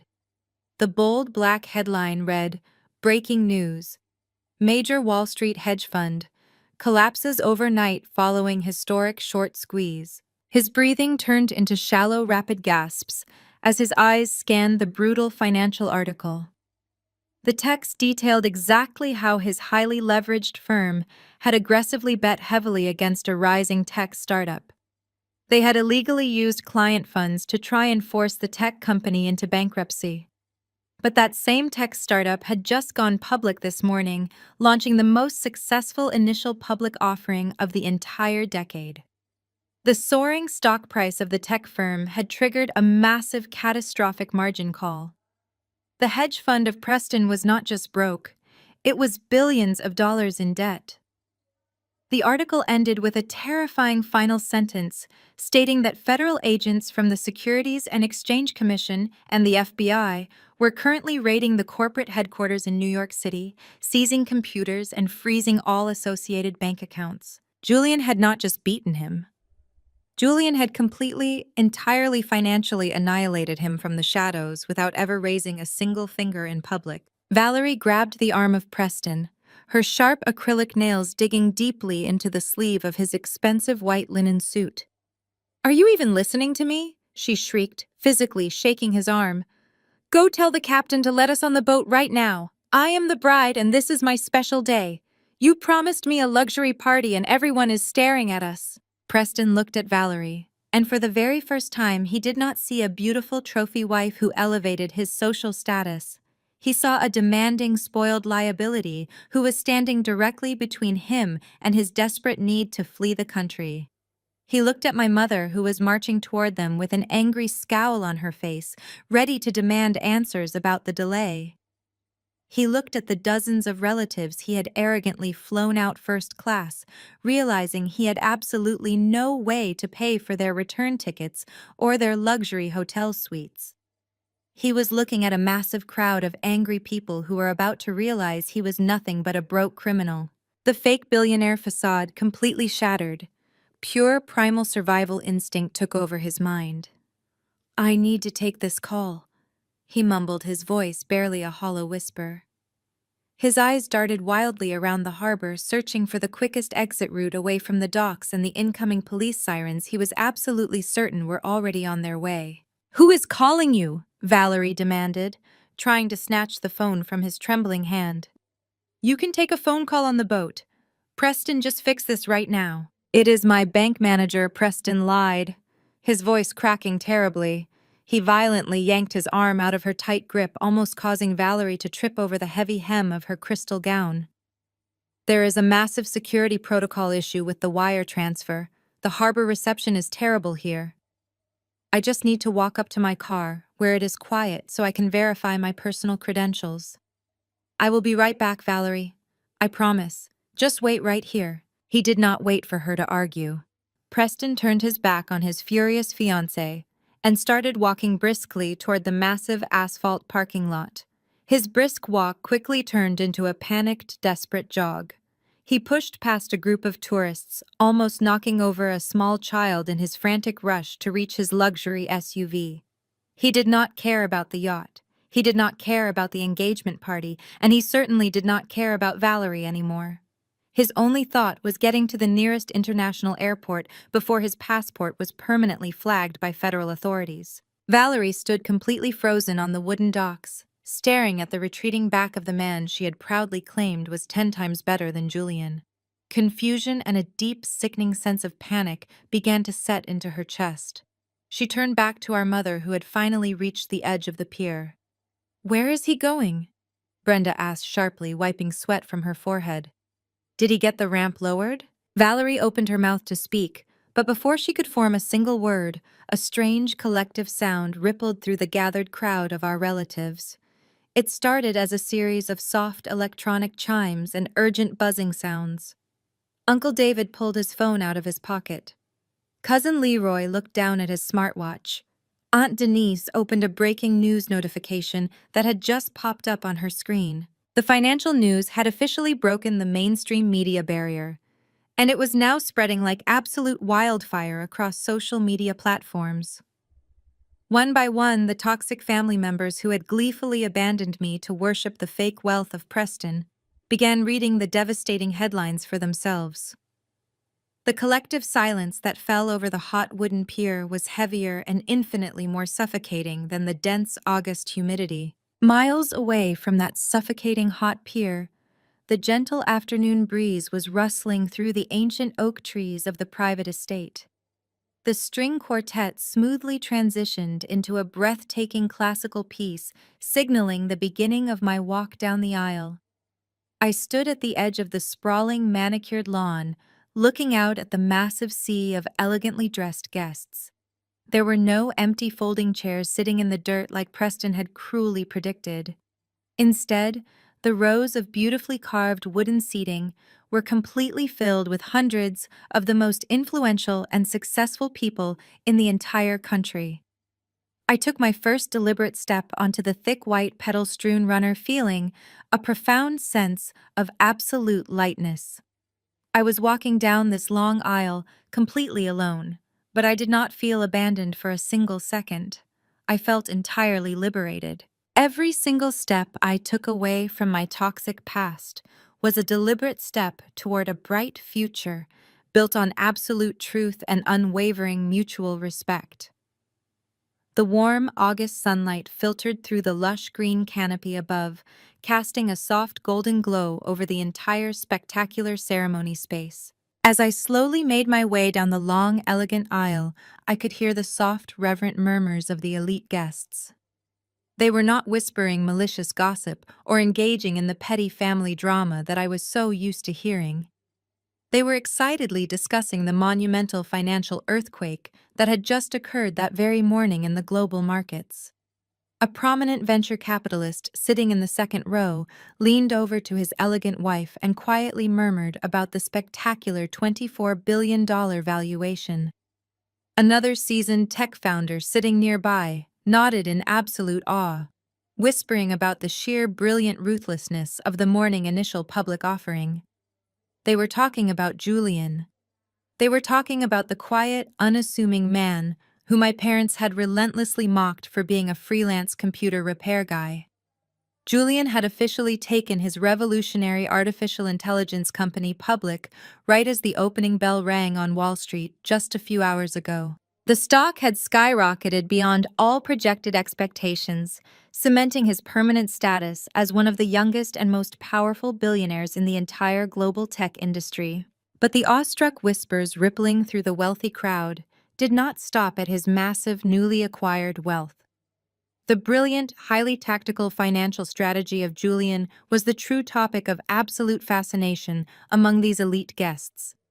My incredibly smart future husband had known for many months that the corrupt hedge fund managed by Preston was aggressively and illegally shorting the stock of his allied tech partners. Preston had been trying to artificially drive their promising companies into the ground for his own greedy profit. Julian had waited so patiently in the shadows, meticulously gathering complex financial data and quietly preparing his massive, undeniable counterstrike. The historic $24 billion public offering today was not just a major corporate business milestone. It was a highly calculated, lethal financial trap designed specifically to trigger the exact catastrophic margin call that completely obliterated the fraudulent firm of Preston. Julian had quietly dismantled a toxic Wall Street empire without ever raising his voice or making a single public threat. He had protected our future, our investments, and completely neutralized the arrogant man who had desperately tried to humiliate us both.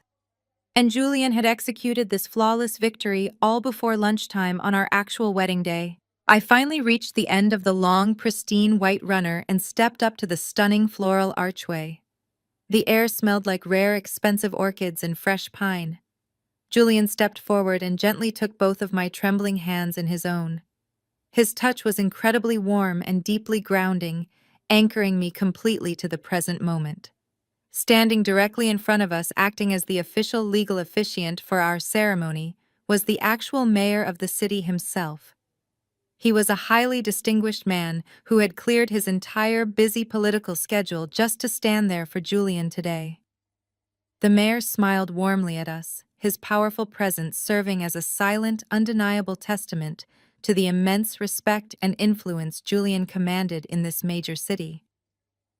The mayor began to speak, his deep, resonant voice projecting clearly across the completely silent and highly attentive crowd.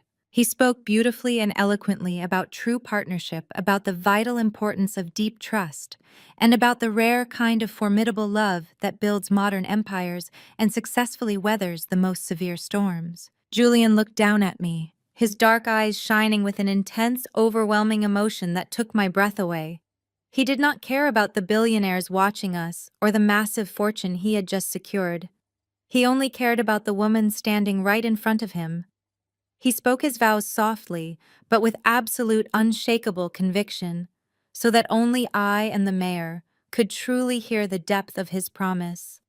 Julian promised to fiercely protect my peace, to always value my brilliant, independent mind, and to proudly stand as my equal in every single battle we might ever face in this lifetime.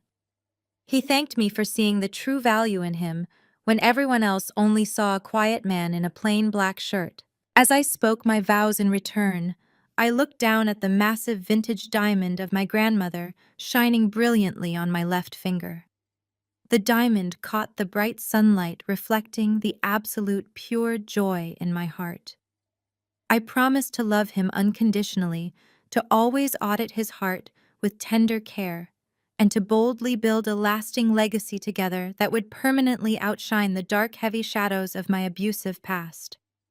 I looked into the eyes of the $24 billion chief executive officer who had just avenged my honor, and I knew with absolute certainty that we were completely invincible. We exchanged our heavy platinum rings, sealing our silent, unbreakable pact.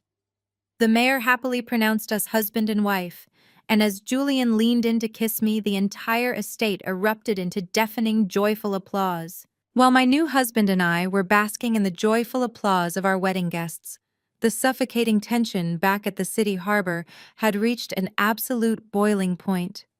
Uncle David and Cousin Leroy were staring at their glowing phone screens in stunned horror. The brutal financial headlines exposing the complete collapse of the hedge fund of Preston were spreading rapidly through the crowd of my relatives.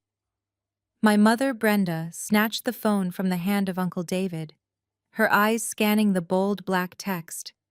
She shook her head violently, completely refusing to accept the reality that the wealthy white savior she had worshipped was actually a desperate criminal. Valerie was standing on the wooden pier, trembling with a mixture of intense humiliation and furious denial. She saw the shocked expressions on the faces of her family members, but her fragile ego simply could not handle the public destruction of her perfect narrative. She turned aggressively toward the head harbor master and demanded that they be allowed to board the yacht immediately. She shrieked that she had a 5-tier custom engagement cake sitting on the main deck melting in the hot sun, and she was not going to let a stupid bank glitch ruin her photos. The harbor master, thoroughly exhausted by the screaming bride and wanting to keep the angry crowd contained on the vessel rather than blocking the public pier, let out a heavy sigh. She agreed to lower the boarding ramp just enough to let them onto the stationary main deck to cut the cake, but she firmly stated that the yacht was absolutely not leaving the dock until the federal authorities arrived to clear the unpaid invoices. Valerie immediately plastered a terrifyingly fake smile onto her face and ordered our confused relatives to walk up the ramp. My mother blindly followed, still clutching the phone and desperately whispering that Preston would come back and fix everything. They gathered awkwardly around a massive table on the luxurious aft deck, where a towering white fondant cake was slowly wilting in the brutal August heat. The uniformed yacht staff stood far back near the sliding glass doors, watching the pathetic scene unfold with complete disdain. Valerie picked up a silver cake knife, her hands shaking violently. She looked around the deck, realizing that the man she was supposed to be celebrating with was nowhere to be found. Preston had completely abandoned her, but she was so deeply obsessed with her fake image that she raised the silver knife anyway, preparing to cut the cake for the cameras of her silent, terrified relatives. Meanwhile, up in the massive asphalt parking lot, Preston was frantically pulling the door handle of his luxury SUV. He was sweating through his expensive linen suit, his heart pounding in his ears like a bass drum. He threw himself into the driver's seat and slammed his finger against the push-to-start button. The engine roared to life. He threw the vehicle into reverse, completely desperate to escape the harbor before the Financial Crimes Division realized his exact location. But just as he pressed his foot down on the gas pedal, a massive black tactical vehicle suddenly swerved directly into his path, blocking his exit completely. The screeching of heavy tires echoed across the concrete lot. Within seconds, 3 more unmarked black federal vehicles surrounded his SUV, trapping him instantly. The doors of the tactical vehicles flew open and heavily armed agents wearing dark FBI windbreakers poured out into the parking lot. Preston froze in the driver's seat, his hands gripping the leather steering wheel, as if it could somehow protect him. An agent forcefully yanked the driver's side door open and ordered Preston to step out of the vehicle with his hands entirely visible. The arrogant Wall Street broker who had thrown a $5,000 check in my face just a few days ago was now completely sobbing like a terrified child. They aggressively pulled him out of the luxury SUV, pushed him against the side of the car, and slammed heavy metal handcuffs onto his wrists. They read him his Miranda rights, loudly informing him that he was under federal arrest for massive wire fraud, illegal insider trading, and severe violations of the Securities Exchange Act. Down on the main deck of the yacht, Valerie forced a bright, artificial smile and pressed the silver knife into the top tier of the wilting engagement cake. She demanded that Cousin Leroy take a picture. But before the camera could flash, the heavy sound of marching boots echoed loudly down the wooden pier. Valerie paused, the knife still buried in the cake. My mother gasped and grabbed the railing. Marching down the dock toward the yacht were 6 federal agents from the FBI, heavily flanked by 3 armed officers from the United States Coast Guard. And walking right in the center of the imposing formation, looking completely pathetic and defeated, was Preston. His custom white linen suit was wrinkled and stained with sweat, and his hands were securely cuffed behind his back. Valerie dropped the silver cake knife. It hit the deck with a sharp clatter. "Preston!" she screamed, her voice cracking into a hysterical pitch. "What are you doing to him?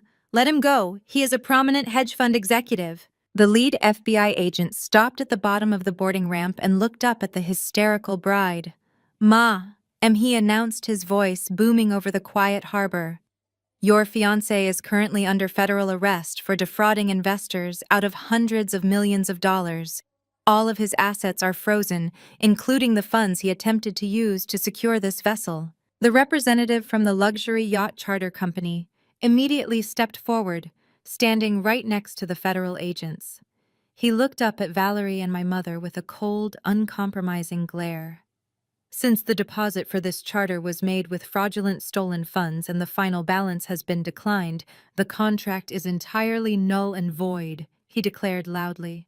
"You are all trespassing on private corporate property. You have exactly 2 minutes to exit this vessel before I have the Coast Guard forcibly remove you for trespassing and theft of services." The reality of the situation finally crashed down onto the deck like a massive physical weight.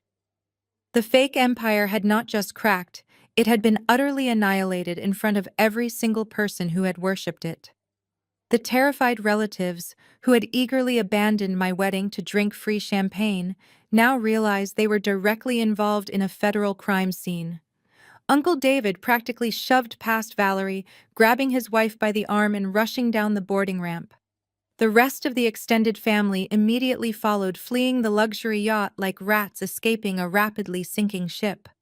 They bumped into each other, tripping over the expensive deck chairs, completely desperate to distance themselves from Preston and Valerie, before the FBI decided to question them too.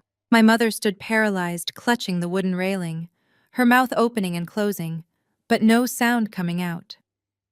Valerie collapsed onto the deck right next to her ruined, melting engagement cake, sobbing hysterically as she watched the federal agents forcefully escort her handcuffed, wealthy fiancé into the back of a black tactical vehicle.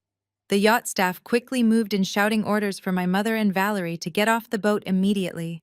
The glamorous yacht party they had so maliciously planned to destroy my wedding day had officially ended in absolute spectacular ruin.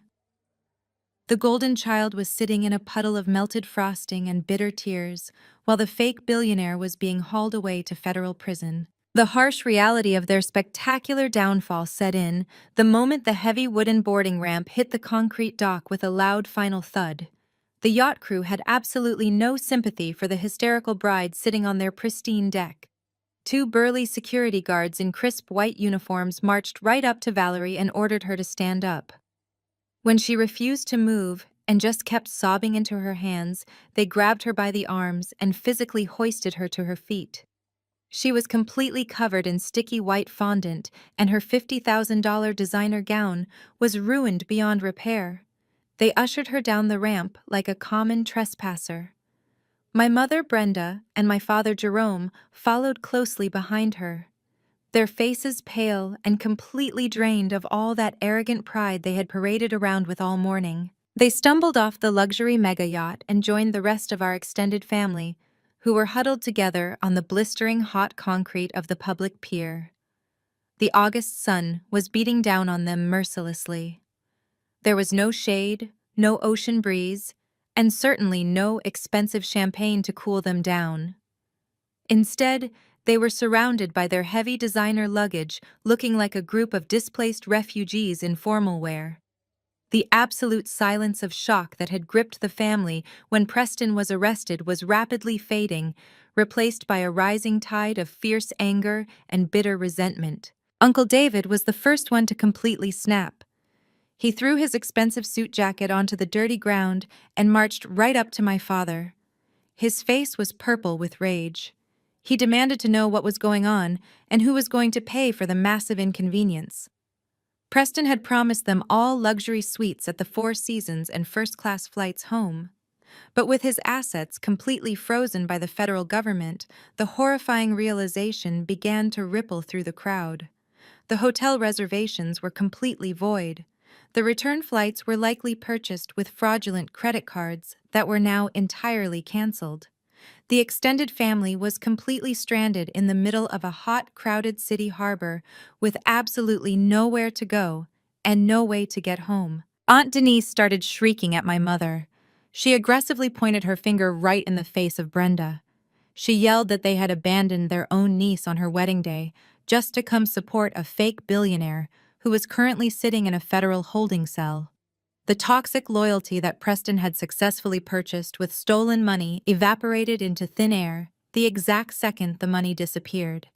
They were viciously turning on each other like wild animals trapped in a small cage. Cousin Leroy was furiously tapping on his phone, trying to book a cheap motel room while cursing the name of Valerie loudly enough for the entire harbor to hear. Valerie was sitting on a hard wooden bench nearby, completely ignoring the chaotic screaming match happening right in front of her. She was staring blankly at the dark blue water, her ruined dress soaking up the dirty puddles on the concrete. She kept muttering to herself that it was all a big mistake and that Preston would call his powerful lawyers to fix everything. She was entirely delusional, trapped in the shattered remains of her golden child fantasy. My mother desperately tried to regain some tiny shred of control over the disastrous situation. She raised her hands and loudly ordered everyone to stop shouting. She told them she would handle it. She promised she would fix everything and find them a place to stay. She dug her trembling hand into her expensive floral purse and pulled out her smartphone. She loudly announced to the angry crowd of relatives that she was going to call me. She actually told them she was going to call Tessa and demand that Julian let them all come over to his little backyard barbecue so they could at least have some free food and a place to sit down in the shade. She still truly believed that my wedding was a pathetic, cheap gathering and that I would be desperately grateful if my wealthy family finally decided to show up. She unlocked her phone screen, fully intending to dial my number and demand my immediate submission. But before her thumb could even press the call icon, her screen suddenly flashed bright white. A loud, aggressive alarm tone blared from her phone, cutting through the angry shouting of the extended family. It was a high-priority push notification from ABC News overriding all her other applications. The bold red banner across the top of her screen read, "Breaking news live coverage of the tech wedding of the decade." My mother frowned in deep confusion. She did not care about tech news, but her thumb accidentally tapped the alert banner in her frantic state. The screen instantly switched to a live high-definition video broadcast. The audio feed of the news anchor echoed loudly from the small phone speaker. The anchor was excitedly talking about the monumental $24 billion initial public offering that had shocked Wall Street that morning. But the video footage was not showing a boring corporate boardroom or a busy stock exchange floor. The video was showing breathtaking aerial footage from a news helicopter hovering high above a sprawling $150 million private estate in the lush northern hills of the city. The camera zoomed in on a massive, sweeping green lawn completely filled with hundreds of elegant guests sitting in beautifully carved wooden chairs. There were dozens of black Maybachs parked perfectly in the circular driveway and armed security guards patrolling the massive iron gates. Uncle David and Aunt Denise stopped yelling and stepped closer to look at the bright screen. The entire family gathered around the small device, completely mesmerized by the sheer unimaginable scale of the luxury event playing out on the live broadcast. The news anchor continued speaking, his voice filled with genuine awe. He announced that the brilliant, elusive tech billionaire, who had just legally crushed a corrupt hedge fund earlier that morning, was currently exchanging vows in a highly private ceremony. Then the news camera switched from the wide helicopter shot to a crystal-clear ground-level feed provided by the official press pool at the estate. The camera focused tightly on the beautiful floral archway at the end of the long white aisle. My mother gasped so sharply, it sounded like she was physically choking. Her eyes widened in absolute sheer terror. The phone nearly slipped from her sweaty hands. Standing there under the spectacular arch of rare orchids, looking more powerful and completely radiant than ever before, was me. The camera captured the stunning, flawless drape of my custom silk gown and the blinding, brilliant flash of my grandmother's vintage diamond catching the sun on my left hand. Standing right next to me, holding my hands with deep, unconditional love, was Julian wearing his custom midnight blue tuxedo. He looked like absolute royalty. And standing right in front of us, officially uniting us in marriage, was the highly distinguished mayor of our city. The news anchor cheerfully narrated the beautiful scene, identifying the breathtaking bride as an independent corporate auditor who had bravely helped her new billionaire husband expose the massive Wall Street fraud earlier that very day. The relatives, standing on the hot, dirty docks, stared at the small, glowing screen in absolute total silence.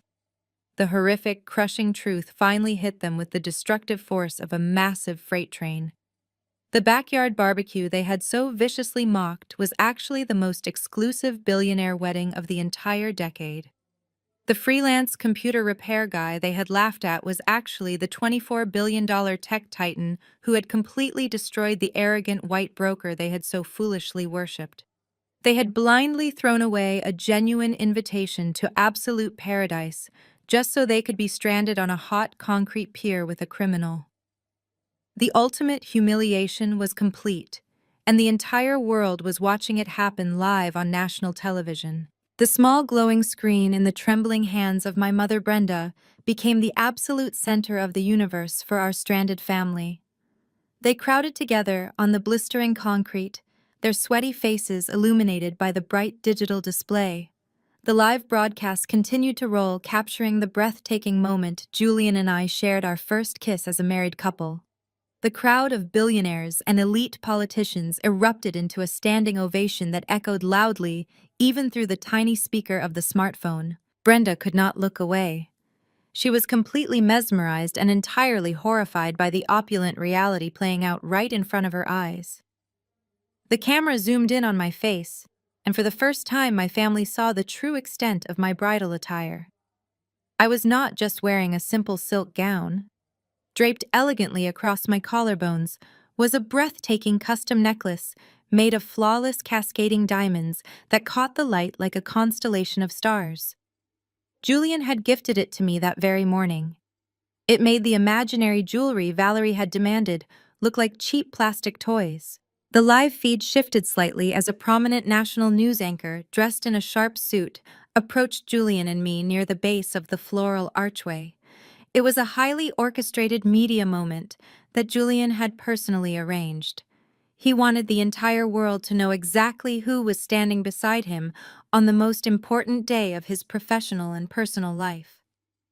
The reporter held out a microphone, his face glowing with eager anticipation. "Julian, sir," the reporter began, his voice breathless with excitement. "Congratulations on your historic marriage and on the absolute dominance of your initial public offering this morning. The financial world is in complete shock. Wall Street is calling it the most brilliant financial counterstrike of the decade. How does it feel to achieve a $24 billion valuation while simultaneously neutralizing a massive hostile takeover attempt?" Julian smiled his calm, confident smile. He did not look into the camera. Instead, he looked directly down at me, his eyes filled with profound admiration. He gently squeezed my hand and then leaned toward the microphone. "I cannot take the credit for the victory on Wall Street today," Julian said, his deep voice resonating with absolute authority. "The true architect of this morning is standing right here holding my hand. My beautiful wife Tessa is a fiercely brilliant independent corporate auditor. Months ago, we realized that a highly corrupt hedge fund was attempting to illegally short our stock and force a hostile takeover to destroy everything my team had built. On the hot wooden dock, my mother stopped breathing. Valerie slowly looked up from the puddle of melted cake, her tear-streaked face twisting in pure agony. They knew exactly what Julian was about to say. Julian continued speaking clearly and deliberately so that no one could possibly misunderstand him. The manager of that hedge fund was a man named Preston. He was a reckless broker who used stolen client money and illegal offshore accounts to fund his fake lifestyle. He thought he could easily intimidate us and bully our tech partners into submission. But he made one massive fatal mistake. He underestimated the unmatched intelligence of my wife.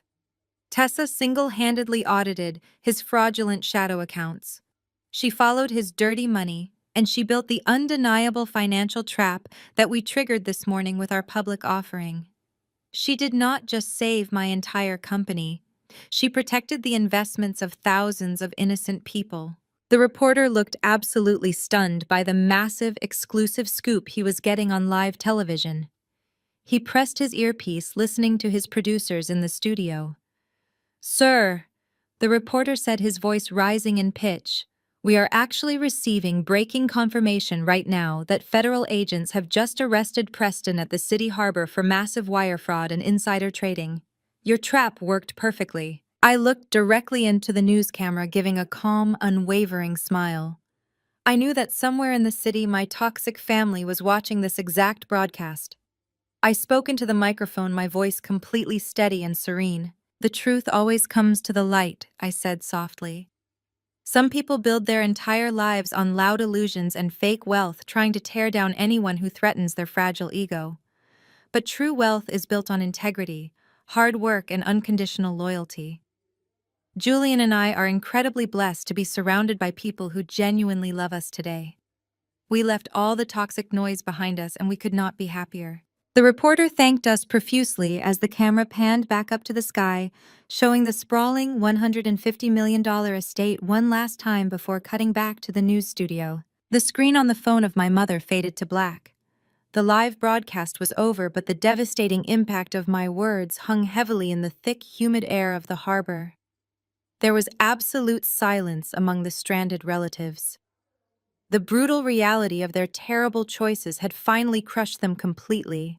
Valerie let out a long, agonizing wail that sounded like a wounded animal. She clutched her ruined designer dress, pulling at her blonde hair. Her perfect, wealthy white savior was actually a desperate fraud who was now facing decades in federal prison. The private yacht party was a complete lie. Her massive diamond engagement ring was likely purchased with stolen funds and would soon be seized by the federal government. She had absolutely nothing left. She was completely bankrupt, socially, financially, and emotionally. My mother Brenda dropped her smartphone onto the concrete dock. The glass screen shattered into a dozen jagged pieces, mirroring her completely broken reality. She had spent her entire life worshiping the shallow illusion of money and status. She had actively encouraged my family to emotionally abuse and abandon me just to stay in the good graces of a criminal. And in doing so, she had proudly thrown away her only real connection to actual, unimaginable wealth. She had traded a genuine, loving billionaire son-in-law for a broke federal inmate. Uncle David stared at Brenda with absolute disgust. "You did this?" he hissed, his voice dripping with venom. "You and your spoiled daughter pushed Tessa away. You made us all believe she was just a jealous liar. You made us boycott a billionaire wedding for this humiliated disaster. We are completely stranded here, and it is all your fault, Brenda." The rest of the extended family immediately joined in, shouting angrily at my parents and Valerie. They demanded money for their ruined trips. They demanded apologies, and they completely disowned the golden child right there on the hot, dirty concrete. The family unity that was supposedly so important to my parents evaporated the exact moment the fake money ran out. They were turning on each other, completely consumed by their own greedy regrets.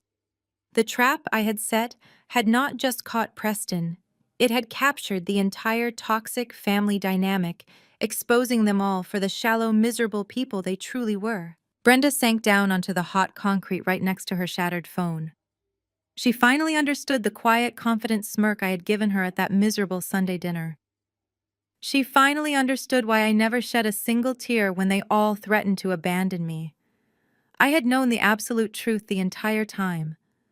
I held all the power, all the wealth, and all the dignity, while they had absolutely nothing but their own toxic lies. The loud screaming of my relatives echoed across the empty harbor, but nobody was coming to save them. They were completely alone, trapped in the very prison of humiliation they had tried to build for me. The loud screaming of my relatives echoing across the empty harbor was suddenly pierced by a sound so guttural it barely seemed human. Valerie pushed herself up from the sticky puddle of melted fondant, her hands covered in white icing and harbor dirt. She began to scream violently, tearing at the heavy crystal bodice of her ruined $50,000 gown.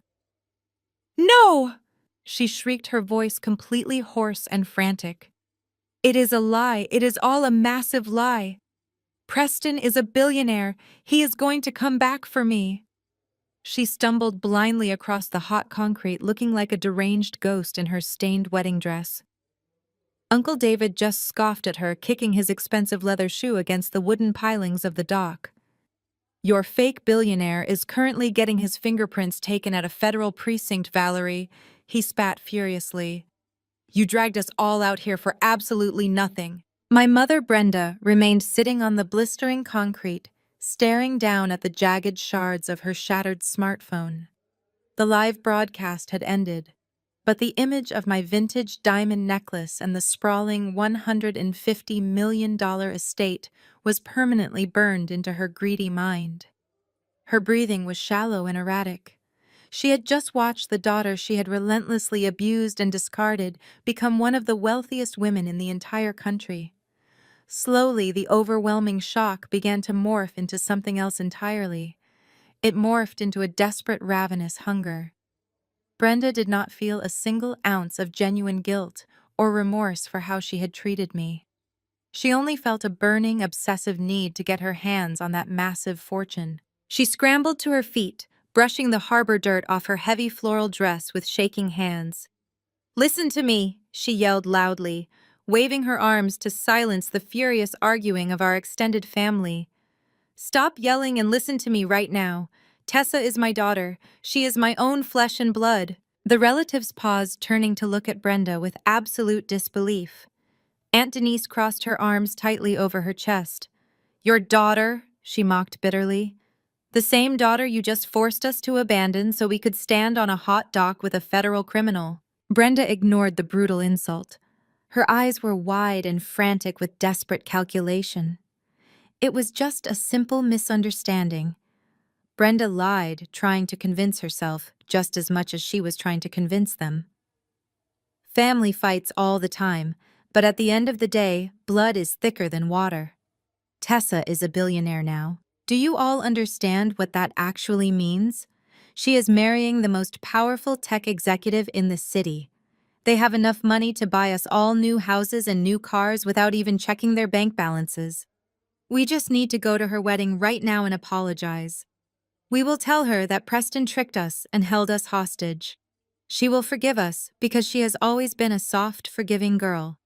She will let us into that estate, and we will never have to worry about money ever again. The sheer mention of unlimited wealth was enough to instantly extinguish the righteous anger of my toxic relatives. Their deep-seated greed easily overpowered their temporary outrage. Suddenly, they all wanted to be the supportive, loving family they had aggressively refused to be just a few hours earlier. But there was a massive, glaring problem. They were completely stranded at the city harbor, and Preston had not actually arranged any luxury black cars to take them anywhere. Cousin Leroy frantically ran out toward the main street, wildly waving his arms to flag down any available transportation. He managed to stop a small fleet of 3 run-down yellow city taxis.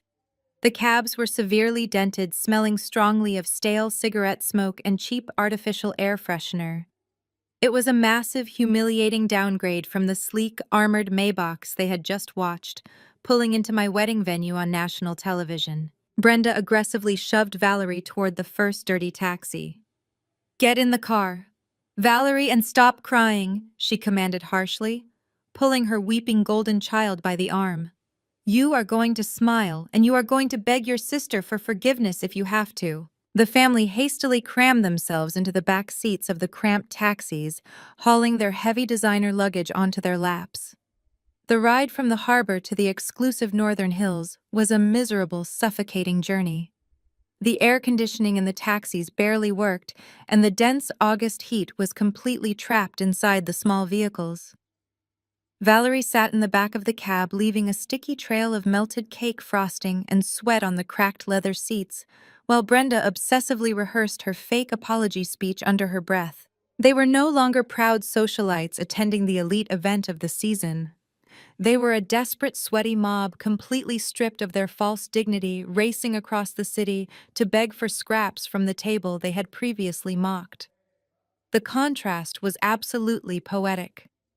Brenda kept looking at the taxi meter, watching the fare climb higher and higher, silently praying that her credit card would not decline when they arrived. As the cheap yellow taxis finally labored up the steep, winding road into the elite private neighborhood, the entire atmosphere outside the windows began to change. The towering ancient trees cast cool, elegant shadows over the pristine road, and the massive iron gates of the private estate finally came into view. Brenda pressed her sweaty face against the smudged taxi window, her eyes wide with unadulterated greed and awe. The sheer massive scale of the property was even more intimidating in person than it was on the television screen. They had finally arrived at the absolute fortress of my new life, completely ready to grovel for a single drop of my newfound immense wealth. The taxis screeched to a halt just outside the imposing stone pillars, and Brenda threw the car door open, ready to march right in and reclaim her rich daughter. She stepped out onto the pristine cobblestone driveway, leaving the foul-smelling yellow taxi behind her. She smoothed down the wrinkled fabric of her sweaty floral dress, attempting to muster the arrogant authority she used to wield so effortlessly back at our old house. Valerie crawled out of the cab right behind her, still completely covered in dried cake frosting, looking absolutely wretched. The rest of the extended family dragged their heavy designer luggage out of the trunks, the cheap plastic wheels loudly scraping against the expensive stone pavement. The massive wrought iron gates stood over 12 feet tall, intricate and imposing, securely locked tight. Standing firmly in front of the heavy steel doors were 4 elite security guards. They were not the relaxed, friendly neighborhood watch type of guards. They wore sharp black tactical suits, discreet earpieces, and utility belts that clearly held heavy weaponry. They stood with their feet firmly planted, their hands clasped calmly in front of them, watching the chaotic arrival of my family with absolute stone-cold indifference. Brenda marched right up to the tallest guard, pointing a manicured finger toward the thick iron bars. "Open these gates right now," she demanded, using her harsh, motherly tone. "I am the mother of the bride. My daughter Tessa is inside, and we have had a terrible morning. We are here to join the wedding reception. So open the gates and have someone come out here to collect all of our luggage immediately." The lead security guard did not even blink. He did not shift his stance or look intimidated in the slightest. He slowly reached into his inner pocket and pulled out a sleek digital tablet. He tapped the screen a few times, pulling up the highly encrypted guest list that Julian had personally finalized. "May I have your full legal name, Ma?" He asked, his voice completely flat and heavily professional. Brenda scoffed loudly, waving her hand as if the highly trained guard were a minor annoyance. "I just told you who I am," she snapped aggressively. "I am Brenda. This is my daughter Valerie, and the rest of our extended family standing right behind me. We do not need to be on some silly list. Tessa is my own blood. Just radio up to the main house and tell her that her mother is waiting outside in this terrible heat." The guard calmly swiped his finger across the glowing screen of his tablet.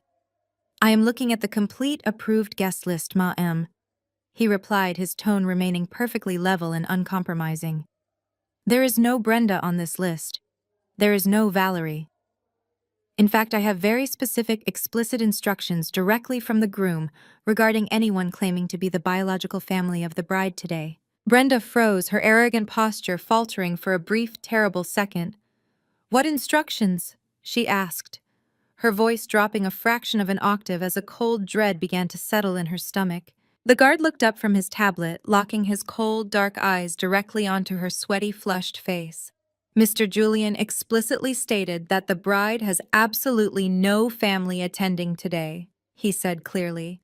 He instructed my security team that if any unauthorized individuals attempt to breach this perimeter, claiming to be related to his wife, we are to treat them as hostile trespassers and remove them from the premises immediately. Valerie pushed past my mother, grabbing the thick iron bars of the gate with her sticky, frosting-covered hands. "You cannot do this to us!" she shrieked violently, shaking the heavy metal gate, but it did not move a single millimeter. "You do not understand what is happening to me. My fiancé was just arrested by the FBI down at the harbor. I have absolutely nothing left in the world. I need to see my sister right now. Tell her I am out here. Tell her I am so sorry for everything." The guards did not react to her hysterical begging. They had dealt with corporate spies and obsessive, dangerous stalkers, so they were completely immune to the fake crying of a spoiled golden child. The lead guard simply took one deliberate step forward, placing his hand dangerously close to his heavy utility belt. "Step away from the gate immediately." "Miss," he warned, his voice dropping into a dangerously low and highly intimidating register. The rest of the family stood paralyzed in the hot driveway, clutching their heavy, useless suitcases. They could clearly hear the breathtaking sounds of the luxury reception drifting over the high stone walls. The beautiful, sweeping notes of a live classical string quartet filled the air, mixing with the joyful, relaxed laughter of the billionaire guests and the gentle clinking of expensive crystal glasses. It sounded like absolute heaven. It sounded like pure safety, immense wealth, and total happiness. And they were completely, permanently locked out of it forever. Uncle David wiped the thick sweat from his forehead, looking through the dark iron bars, with a look of profound, absolute defeat. "We are not getting in, Brenda," he mumbled, his voice entirely hollow. "They do not want us here at all. She does not want us here." "No," Brenda screamed, spinning around to face him with wild, desperate eyes. "I am her mother. I raised her in my house. I gave her everything she has. She owes me. She owes this entire family. She cannot just marry a powerful billionaire and leave us all out here on the street like common garbage." But the harsh, beautiful reality was that I could. And I absolutely did. The imposing iron gates were the ultimate physical manifestation of the emotional boundaries I had finally learned to set. My mother had spent my entire life loudly teaching me that her love was entirely conditional, based only on how much I was willing to blindly sacrifice for Valerie. Now she was standing on the dirty outside of my impenetrable fortress, realizing that the very daughter she had constantly deemed completely worthless was actually holding all the keys to the kingdom. One of the security guards lifted a radio to his mouth, pressing the button on his broad shoulder. "We have a hostile group of unauthorized individuals loitering at the main front gate." He spoke clearly into the microphone. "Send the local police patrol cars to clear the driveway immediately. We have a highly aggressive trespassing situation." Aunt Denise let out a terrified gasp, grabbing her heavy luggage with shaking hands. "They are calling the police," she panicked, her eyes darting around the empty, winding road. "Brenda, we have to go right now. We cannot afford to get arrested today. Preston is already in federal custody. We are all going to end up in a jail cell." The yellow taxi drivers, who had been waiting for their massive, expensive fares, began honking their horns aggressively, demanding their money from my panicked relatives. The situation was completely spiraling out of control for the people who always demanded absolute perfection.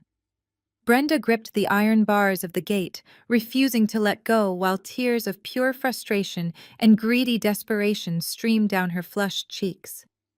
She pressed her face against the cold, hard steel, trying to see past the lush green trees, trying to catch a single tiny glimpse of the massive estate or the unimaginable wealth she had so foolishly thrown away. Valerie was completely sobbing now, sliding down the front of the heavy iron gate until she was sitting in the dirt on the hard cobblestone.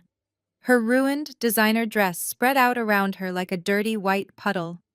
She covered her ears with her sticky hands, trying desperately to block out the beautiful, joyful music playing from the reception just on the other side of the thick stone wall. The sound of my ultimate happiness was completely torturing her soul. The guards stepped forward, their expressions hard and entirely unforgiving, forming a solid human barricade between my toxic past and my beautiful, limitless future. They ordered my family to step back into the dusty street, making it absolutely clear that they were nothing more than unwanted strangers to me now. The family that had once sat around a heavy mahogany dining table making me feel incredibly small and completely alone was now standing on a dusty road, begging for entry into a beautiful world they would never ever belong to. While my family was busy being corralled like common trespassers by the armed security team outside the heavy iron gates.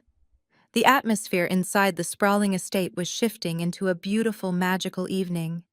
The warm, golden hour sun began to dip below the lush green tree line, casting long, elegant shadows across the manicured lawns. The live string quartet was playing a soaring, triumphant melody, and the hundreds of elite guests were raising their crystal glasses in a final, joyous toast.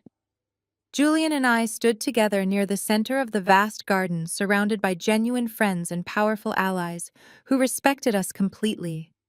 Julian gently took my hand and leaned in close to my ear, his dark eyes sparkling with a quiet, thrilling excitement. He softly told me that it was finally time for us to leave this beautiful celebration behind and officially begin our new life together. Just as he spoke those words, a low, powerful humming sound began to vibrate through the warm, evening air. The sound quickly grew louder and much more intense, echoing deeply across the sprawling $150 million estate. The billionaire guest smiled and took a few steps back, looking up into the clear August sky with deep admiration. Coming in fast from the southern horizon was a massive state-of-the-art, private luxury helicopter. Its sleek black exterior gleamed blindingly under the setting sun. The sheer size and power of the aircraft were absolutely breathtaking. It hovered gracefully over the center of the vast lawn, the immense force of its spinning rotor blades creating a beautiful swirling vortex of white flower petals all around us. The wind whipped through the delicate silk of my custom bridal gown, but I did not flinch. I just held tightly to the strong hand of my husband, feeling completely invincible. The noise of the descending helicopter easily breached the high stone walls of the estate and reached the dusty cobblestone street outside the main gates. The group of my toxic relatives stopped their frantic arguing and looked up in absolute terror and awe. Uncle David had to cover his ears against the deafening roar of the heavy rotors. Aunt Denise stared through the thick iron bars, her jaw completely unhinged as she watched the massive black helicopter touch down smoothly on the green grass, just a few hundred yards away from where they were standing. They had never seen anything so incredibly opulent in their entire lives. The cheap yellow city taxis parked behind them rattled and shook violently from the sheer aerodynamic force generated by the approaching aircraft. Valerie was still sitting in the dirt, crying hysterically into her sticky hands, but the deafening noise forced her to look up. She saw the sleek black helicopter through the iron gates, and a fresh wave of absolute agonizing humiliation washed over her entire body. She realized that while she was about to go home to a completely ruined life and a federal criminal, I was about to fly away into a limitless sky of unimaginable wealth and perfect happiness. Brenda stood frozen, her heart hammering wildly against her ribs. The reality of the situation finally slammed into her greedy mind with full destructive force. The helicopter meant we were leaving. It meant the luxury party was over, and her only chance to manipulate her way into my massive fortune was literally about to fly away forever. Panic completely hijacked her nervous system. She knew her own smartphone was completely shattered on the docks, so she wildly lunged toward Valerie. She aggressively snatched the phone right out of the trembling hands of her golden child, completely ignoring the weak protests of Valerie. Brenda frantically unlocked the screen, her sweaty fingers slipping against the glass. She opened the text message application and pulled up my contact name. Her hands were shaking so violently that she could barely type the letters, but the desperate burning greed inside her forced her to focus. She needed to say something perfectly manipulative. She needed to invoke the sacred bond of family that she herself had relentlessly destroyed over the last 29 years. She desperately typed the words, trying to sound like a loving, concerned mother who just wanted to celebrate the happiest day of the life of her daughter. Out on the magnificent green lawn, the side door of the luxury helicopter slid open smoothly. A professional pilot wearing a crisp, dark uniform stepped out and offered a polite, highly respectful salute to Julian and me. Julian guided me forward, wrapping his arm protectively around my waist to shield me from the heavy wind of the rotors. We stepped up into the incredibly plush leather interior of the spacious aircraft.